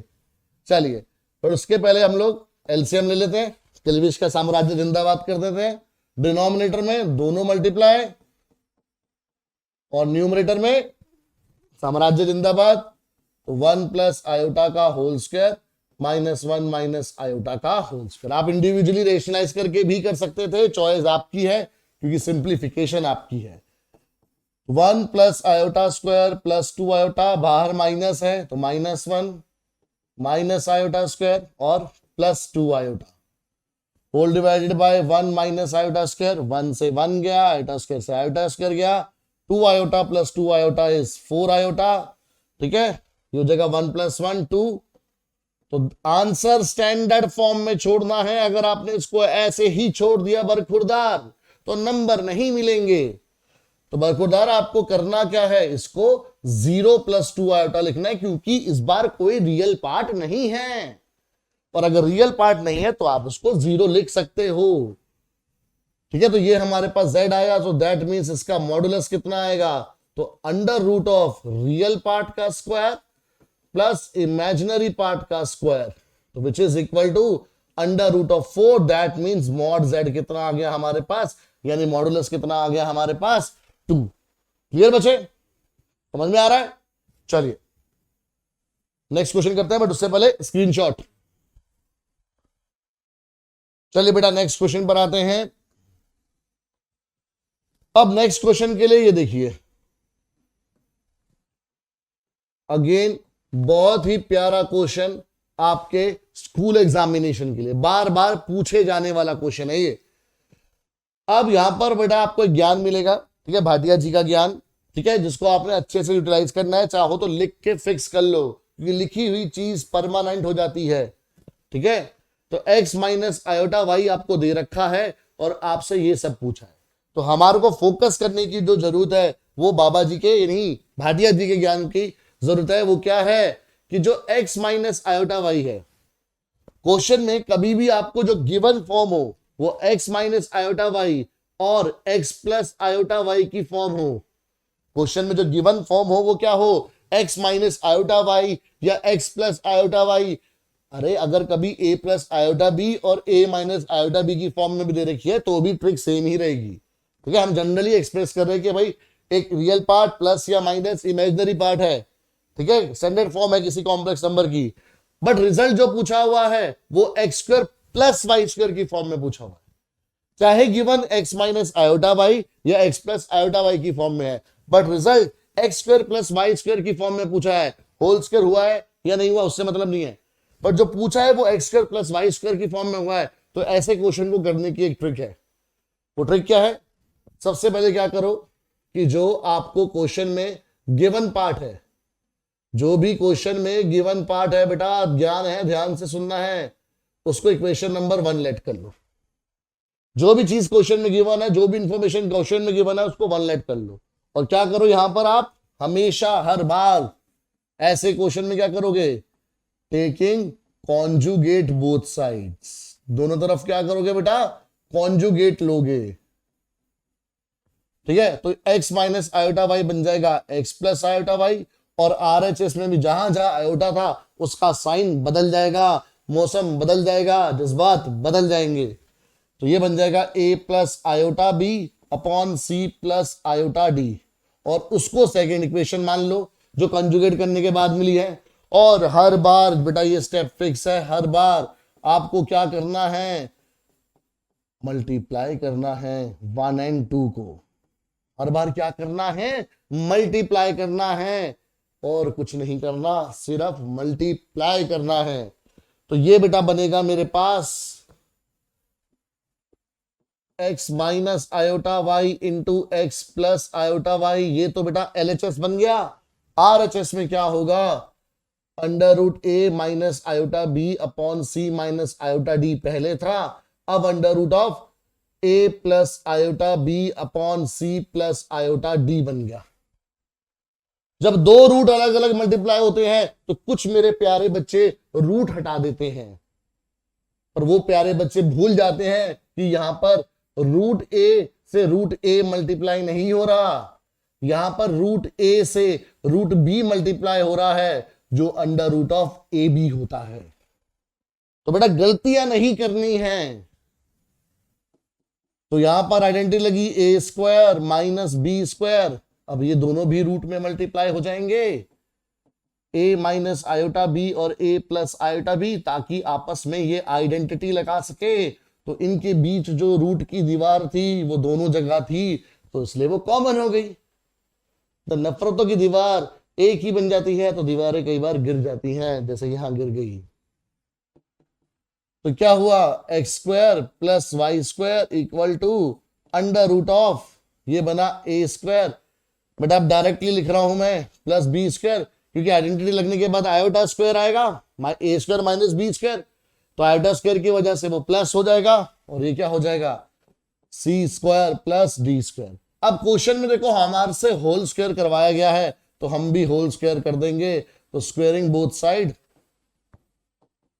तो ये बना x square plus Y square का होल स्क्वायर, इसमें रूट का स्क्वायर हो जाएगा, तो बचेगा क्या, सिर्फ जो रूट के अंदर है वो बचेगा। ठीक है, हेंस प्रूव्ड। क्लियर बच्चे, ठीक है, ये बेटा सी स्क्वायर है।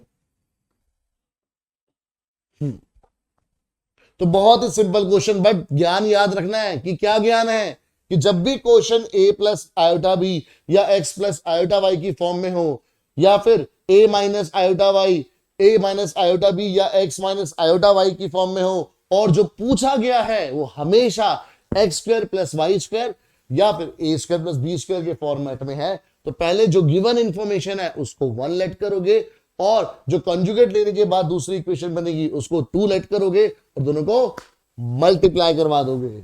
ठीक है, चलिए बच्चे नेक्स्ट क्वेश्चन पर आते हैं। अगेन गिवन किस फॉर्म में है, ए प्लस आयोटा बी की फॉर्म में, पूछा किस फॉर्म में है, ए स्क्वायर प्लस बी स्क्वायर के फॉर्म में। तो बेटा अब आपको पता है इस जंग को आगे ले जाना कैसे है। ठीक है, तो x प्लस आयोटा का whole square upon 2x square plus 1 को क्या लेट करोगे, 1। अब क्या करोगे सर, साइन चेंज कर देंगे, और साइन चेंज करने के लिए क्या करना पड़ता है, कॉन्जुगेट बोथ साइड करना पड़ता है, तभी तो आइडेंटिटीज बनेंगी। टेकिंग कॉन्जुगेट बोथ साइड, तो ये बना a minus iota b equal to x minus iota whole square upon में 2x स्क्वायर माइनस 1, है ना। यही गलती कर रहे थे ना, अरे गधे, सिर्फ आयोटा वाली टर्म का साइन चेंज करना था, प्लस ही रहेगा। ये बच्चे बहुत गलतियां करते हैं इस क्वेश्चन में, भर भर के गलतियां करते हैं भाई, इसका भी साइन चेंज कर देते हैं, और बेसिक बात भूल जाते हैं कि भाई साइन तो चेंज सिर्फ आयोटा वाली टर्म का होना है, ये आयोटा वाली टर्म थोड़ा है, तो ये एज इट इज रहेगी, और इसको इक्वेशन नंबर 2 दिया। अब आपको पता है कि हमेशा क्या करना होता है, मल्टीप्लाई। ये मल्टीप्लाई नहीं करेंगे तो मॉडुलस कैसे बनेगा, तो ये आया बेटा a plus iota b into a minus iota b is equal to x plus iota whole square upon 2x² + 1, ये तो पहले ही दे रखा था। अब इस पे मल्टीप्लाई कर देंगे हम लोग x minus iota whole square upon 2x² + 1, -1 नहीं +1 ही, क्योंकि डिनोमिनेटर में कंजुगेट नहीं हुआ था क्योंकि वहां पर आयोटा नहीं था, ये बात याद रखनी है। अब आइडेंटिटीज लगाते जाओ, a² minus iota square b²। यहां पर मैं इसको ऐसे लिख सकता हूं क्या सर? बिल्कुल लिख सकते हो, पर मुझे कैसे एग्जाम में सपना आएगा ऐसे लिखना है? मुझे सपना इसलिए आएगा क्योंकि मुझे न्यूमरेटर में होल स्क्वायर चाहिए, तो होल स्क्वायर बनाने के लिए दोनों की पावर 2 मुझे बाहर रखनी पड़ेगी, और डिनोमिनेटर में तो होल स्क्वायर बन ही रहा है इन दोनों का, तो दैट मीन्स ये न्यूमरेटर में करना जरूरी हो गया। और ऐसा करते ही हमें क्या मिला? एक और बार और आइडेंटिटी लग गई, a + b a - b की, तो a² माइनस b²।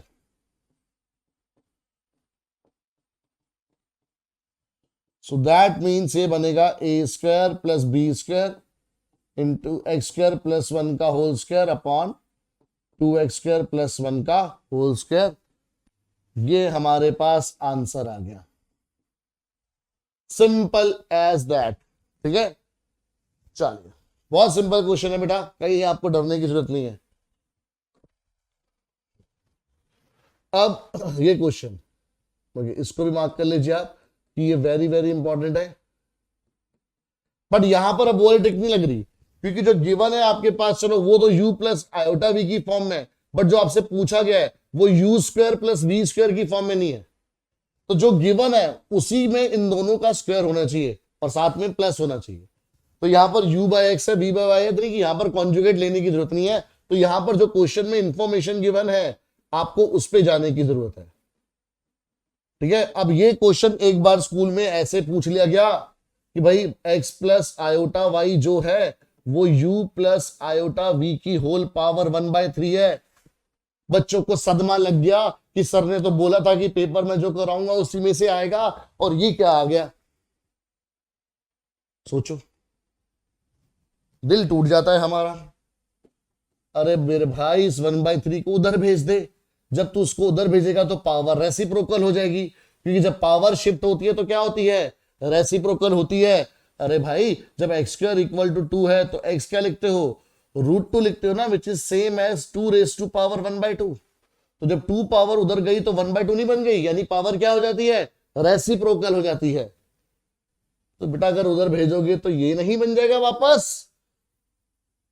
तो ये क्वेश्चन आया था, बच्चे बेचारे आंसू बहाते हुए निकल रहे हैं एग्जाम हॉल से, ये 5 नंबर गए।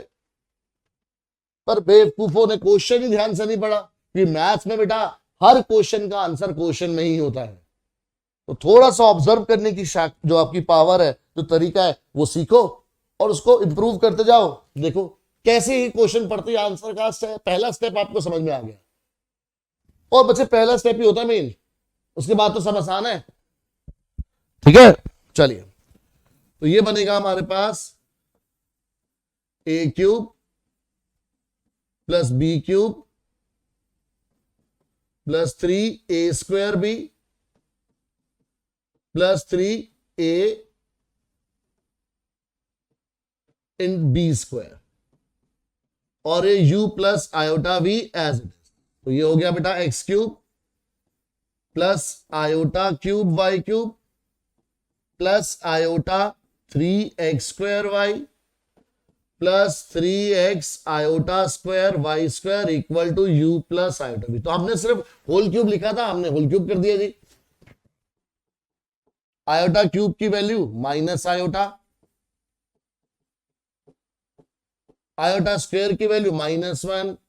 तो हमने सबसे पहले टारगेट तो बेटा यही सीखा है ना कि कभी भी आयोटा की पावर जो है वो 1 से ज्यादा हो तो उसको हटा दो, तो हमने हटा दी। तो ये बना, आप देखो x³, ये वाली टर्म और ये वाली टर्म, इनमें आयोटा नहीं है तो इनको मैंने क्लब कर लिया। इन दोनों में आयोटा है तो बेटा मैंने प्लस आयोटा कॉमन लिया। ये बना -y³ + 3x² equal to u + iota v। अब यहां पर आपको एक कॉन्सेप्ट और भी सीखना है कि अगर दो कॉम्प्लेक्स नंबर इक्वल होते हैं आपस में तो बेटा उनके रियल पार्ट आपस में इक्वल होंगे और कॉरस्पॉन्डिंग इमेजिनरी पार्ट आपस में इक्वल होंगे। मतलब कि अगर x plus iota y equal है 2 प्लस 3 आयोटा के, तो जब आप कंपेयर करोगे तो x आएगा 2, y आएगा 3। भाई आयोटा वाली टर्म आयोटा के इक्वल होगी, नॉन आयोटा वाली टर्म नॉन आयोटा वाली टर्म के इक्वल होगी। तो सेम यहां पर इसके साथ कोई आयोटा नहीं है, मतलब ये रियल पार्ट है और इधर का रियल पार्ट है u, so that means x cube minus 3x y square equal to u, and इसी तरह से ये इमेजिनरी पार्ट है, ये भी इमेजिनरी पार्ट है, तो minus y cube plus 3x square y, ये इक्वल आ गया b के। ठीक है बच्चा लोग, अब करना क्या है, कौन बताएगा, क्वेश्चन बताएगा। क्वेश्चन में आपको चाहिए u अपॉन x, तो मैंने यहां कर दिया divide both side by x। ठीक है, उधर मुझे चाहिए v अपॉन y, तो मैंने यहां पर कर दिया divide both side by y, क्योंकि तभी तो v अपॉन y और u अपॉन x बनेगा डिवाइड करने के बाद। तो ये स्टेप का सपना मुझे कब आया, क्वेश्चन को देख के आया, ये नहीं कि रात को आया था मुझे और फिर मैं आज आपको बता रहा हूं, क्वेश्चन देख कर आया। तो सबको डिवाइड कर दो जी x से, है ना, ये आ गया, सबको डिवाइड कर दो y से,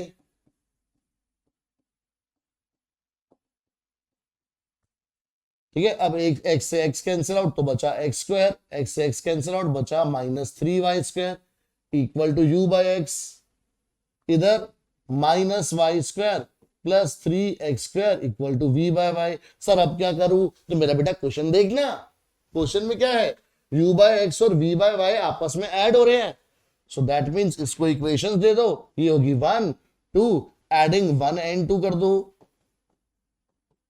एडिंग 1 एंड 2, तो x square minus 3y square फिर minus Y square plus 3x square, add हो गए दोनों के LHS। अब RHS ऐड कर देते हैं जो हमारे को चाहिए, तो x square plus 3x square बन गया 4x स्क्वायर, ये बन गया minus 4y square, u by X plus v by Y, 4 common लो, क्वेश्चन खत्म, हेंस प्रूव्ड। बस यही तो करना था यार, दैट्स इट, है ना बढ़िया क्वेश्चन, ध्यान से समझना, स्क्रीनशॉट जरूर लेना। चलो बेटा नेक्स्ट क्वेश्चन देखते हैं।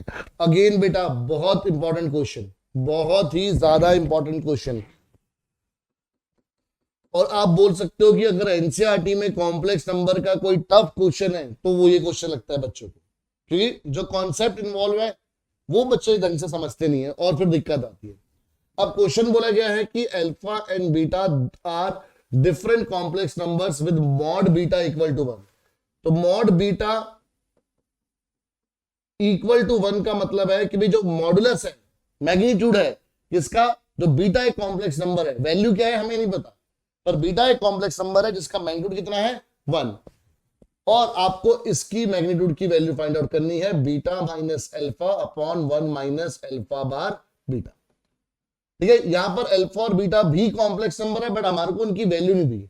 अब अगर मैं अल्फा और बीटा को unknown complex number x1 plus iota y1 और x2 plus iota y2 late करके चलूंगा, बड़ा क्वेश्चन बहुत ही कॉम्प्लिकेटेड हो जाएगा, ठीक है, क्योंकि इतनी सारी इक्वेशन बन जाएगी जो मुझसे सॉल्व नहीं होंगी, क्योंकि चार वेरिएबल ऑलरेडी है, x1 y1 फिर x2 y2, और इंफॉर्मेशन सिर्फ एक गिवन है मैग्नीट्यूड की टर्म्स में, मॉडुलस की टर्म्स में।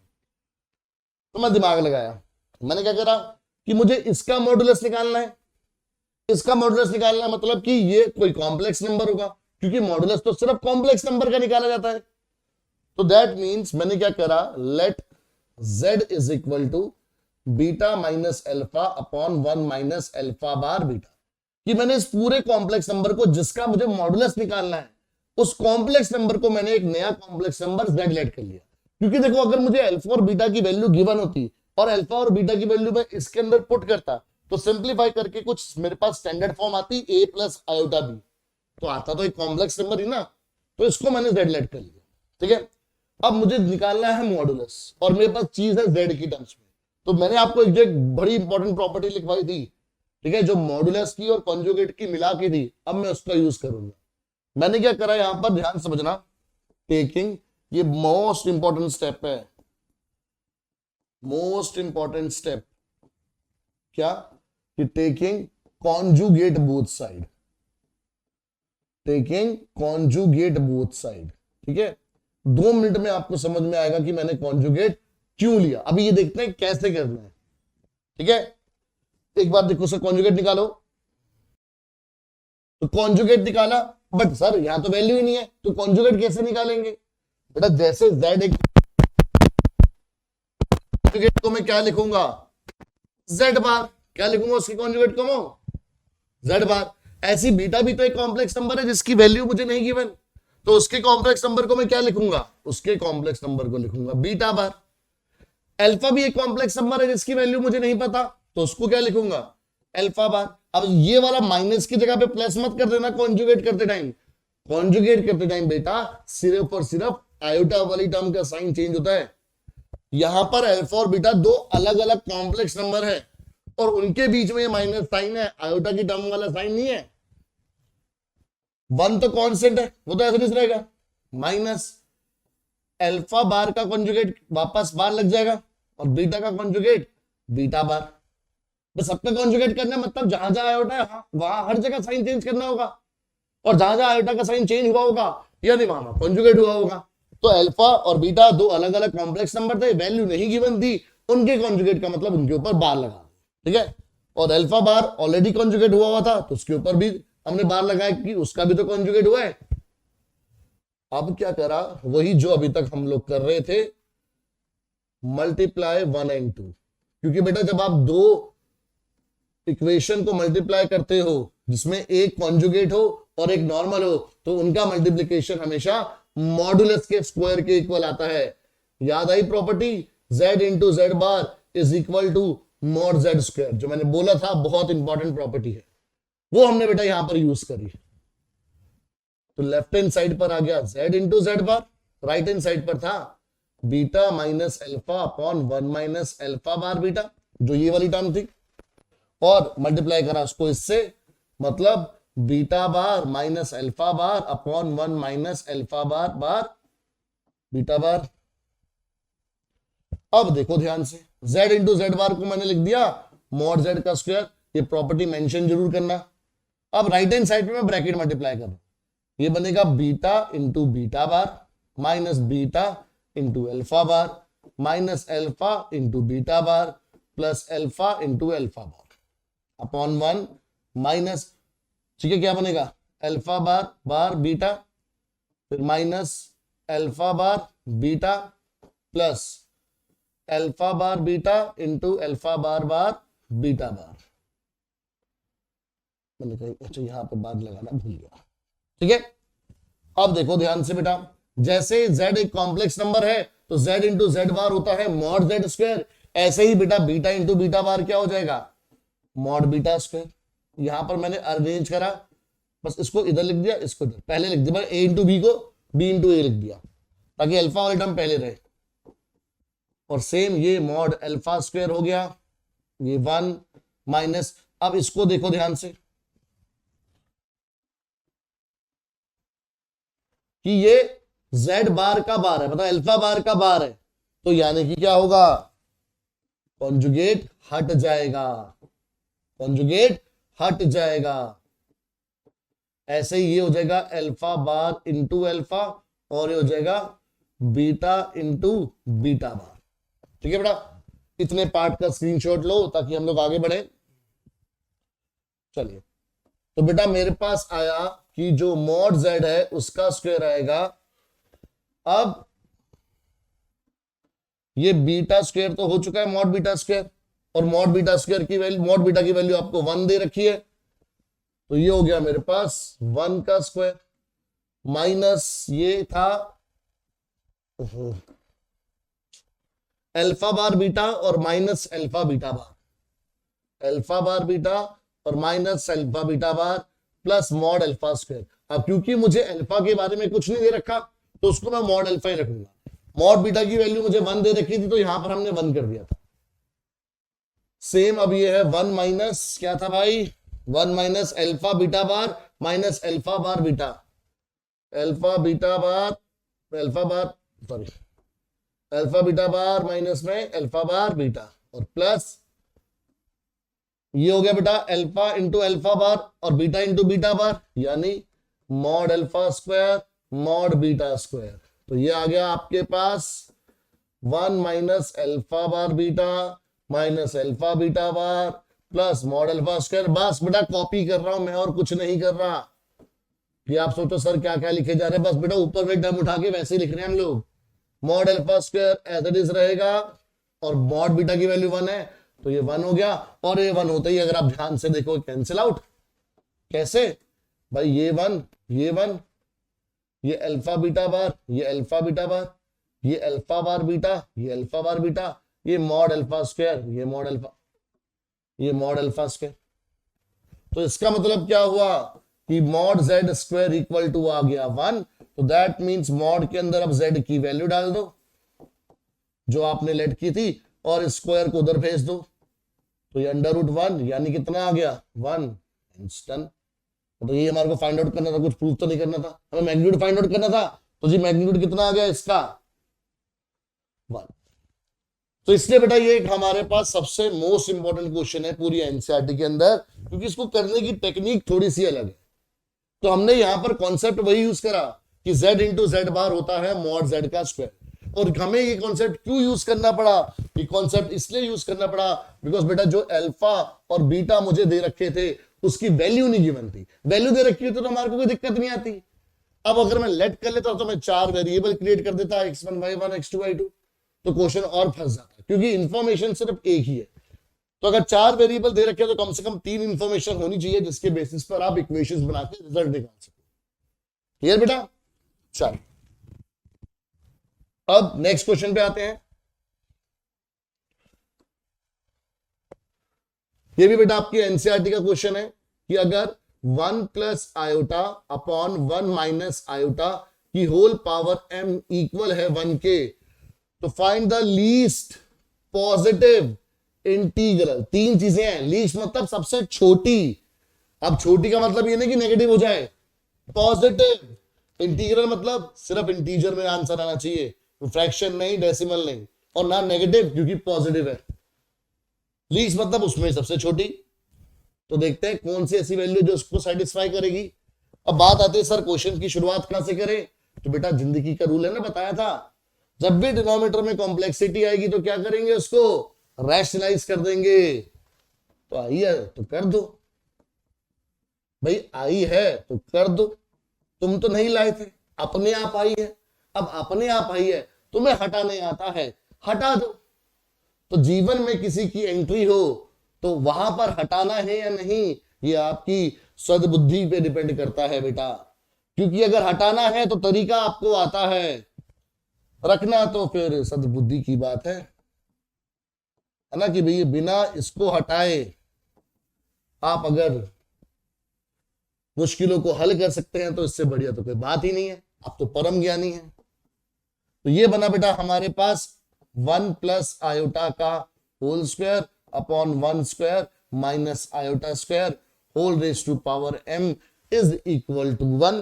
तो दैट मीन्स यहां पर a प्लस बी का whole square a square plus b square plus 2ab upon 1 plus 1 का होल स्क्वायर नहीं, whole power m equal to 1। Iota square की वैल्यू -1, ठीक है। बस एक ही चीज हम लेके चले थे रैशनलाइज वाली, उसके बाद सब अपने आप हो रहा है। तो 2 iota by 2 whole raise to power m equal to 1। तो आयोटा की पावर m कितनी आ गई 1।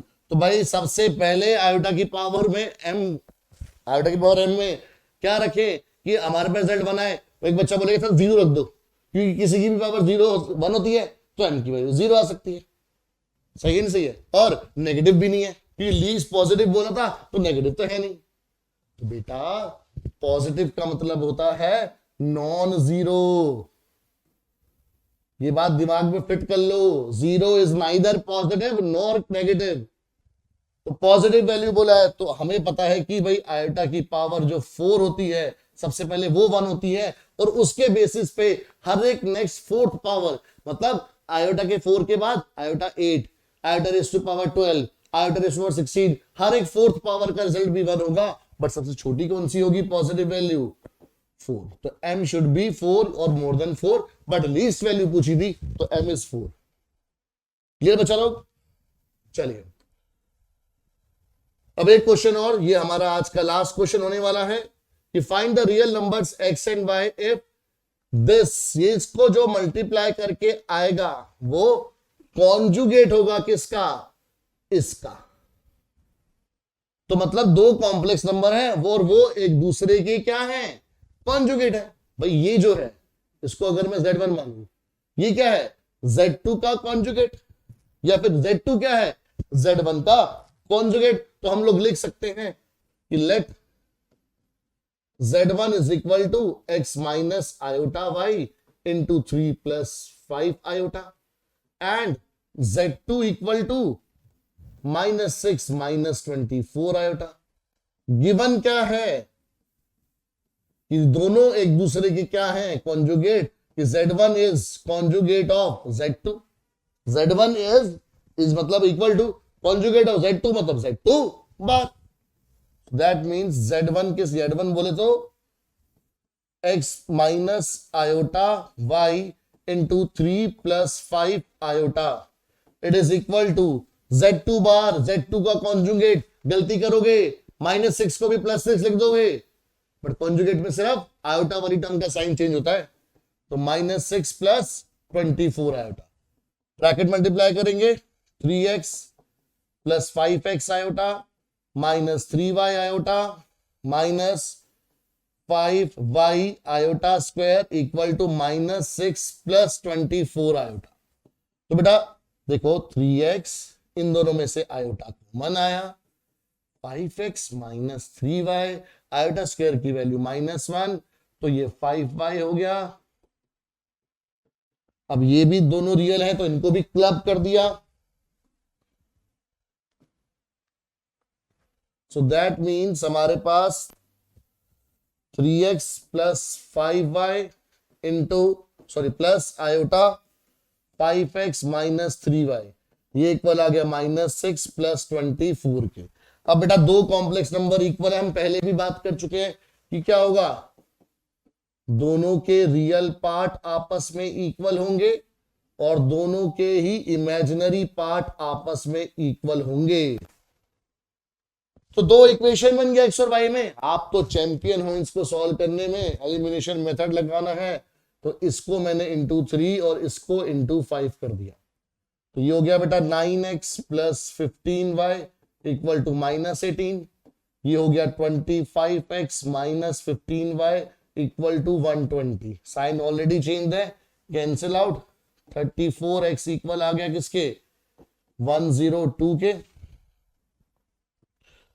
x कितना आ गया, x आ गया 3, क्योंकि 34 3 102 होता है। अब किसी भी इक्वेशन में 3 डाल दो तो ये 9, तो ये हो गया -15, तो y आ गया हमारे पास -3। और यहीं पर हमारा क्वेश्चन खत्म हो गया, और क्वेश्चन खत्म होने के साथ ये चैप्टर की 1 शॉट सीरीज भी पूरी हो गई। बहुत छोटा सा चैप्टर था, पूरे डिटेल में समझाने की आपको कोशिश करी है, और जितने मोस्ट इंपॉर्टेंट क्वेश्चन हो सकते थे इस चैप्टर के, वो बेटा सारे के सारे हमने कवर अप कर लिए हैं। तो अगर आपके एग्जाम के लिए, अगर आपको इस चैप्टर को प्रिपेयर करना है और आपने वीडियो ध्यान से देखी है, से काम नहीं चलेगा, साथ में करी भी है, तो बेटा कॉम्प्लेक्स नंबर की आपको टेंशन लेने की जरूरत नहीं है। अब ये नंबर आपकी जेब में आ गए, अब आप बाकी चैप्टर अच्छे से तैयार करो। तो छोटा सा चैप्टर है, सारे क्वेश्चन भी हमने कर लिए, तो दैट मींस अब डरने की कोई बात नहीं है। क्लियर बच्चा लोग? चलिए, तो बेटा इसके साथ ही हम लोग ये वीडियो को यहां पर एंड करते हैं और मिलेंगे नेक्स्ट 1 शॉट सीरीज में with the new chapter. Schedule आपको मिल जाएगा, तो आपको पता लग जाएगा कि नेक्स्ट चैप्टर कौन से आने वाला है। टिल देन बेटा अच्छे से पढ़ते रहिए, और कोई भी दिक्कत, डाउट या कुछ भी आपको पूछना हो अपनी प्रिपरेशन के रिगार्डिंग, तो कमेंट में जरूर बताइएगा, ठीक है, ताकि नेक्स्ट वीडियो में मैं आपके कमेंट्स का रिप्लाई कर सकूं।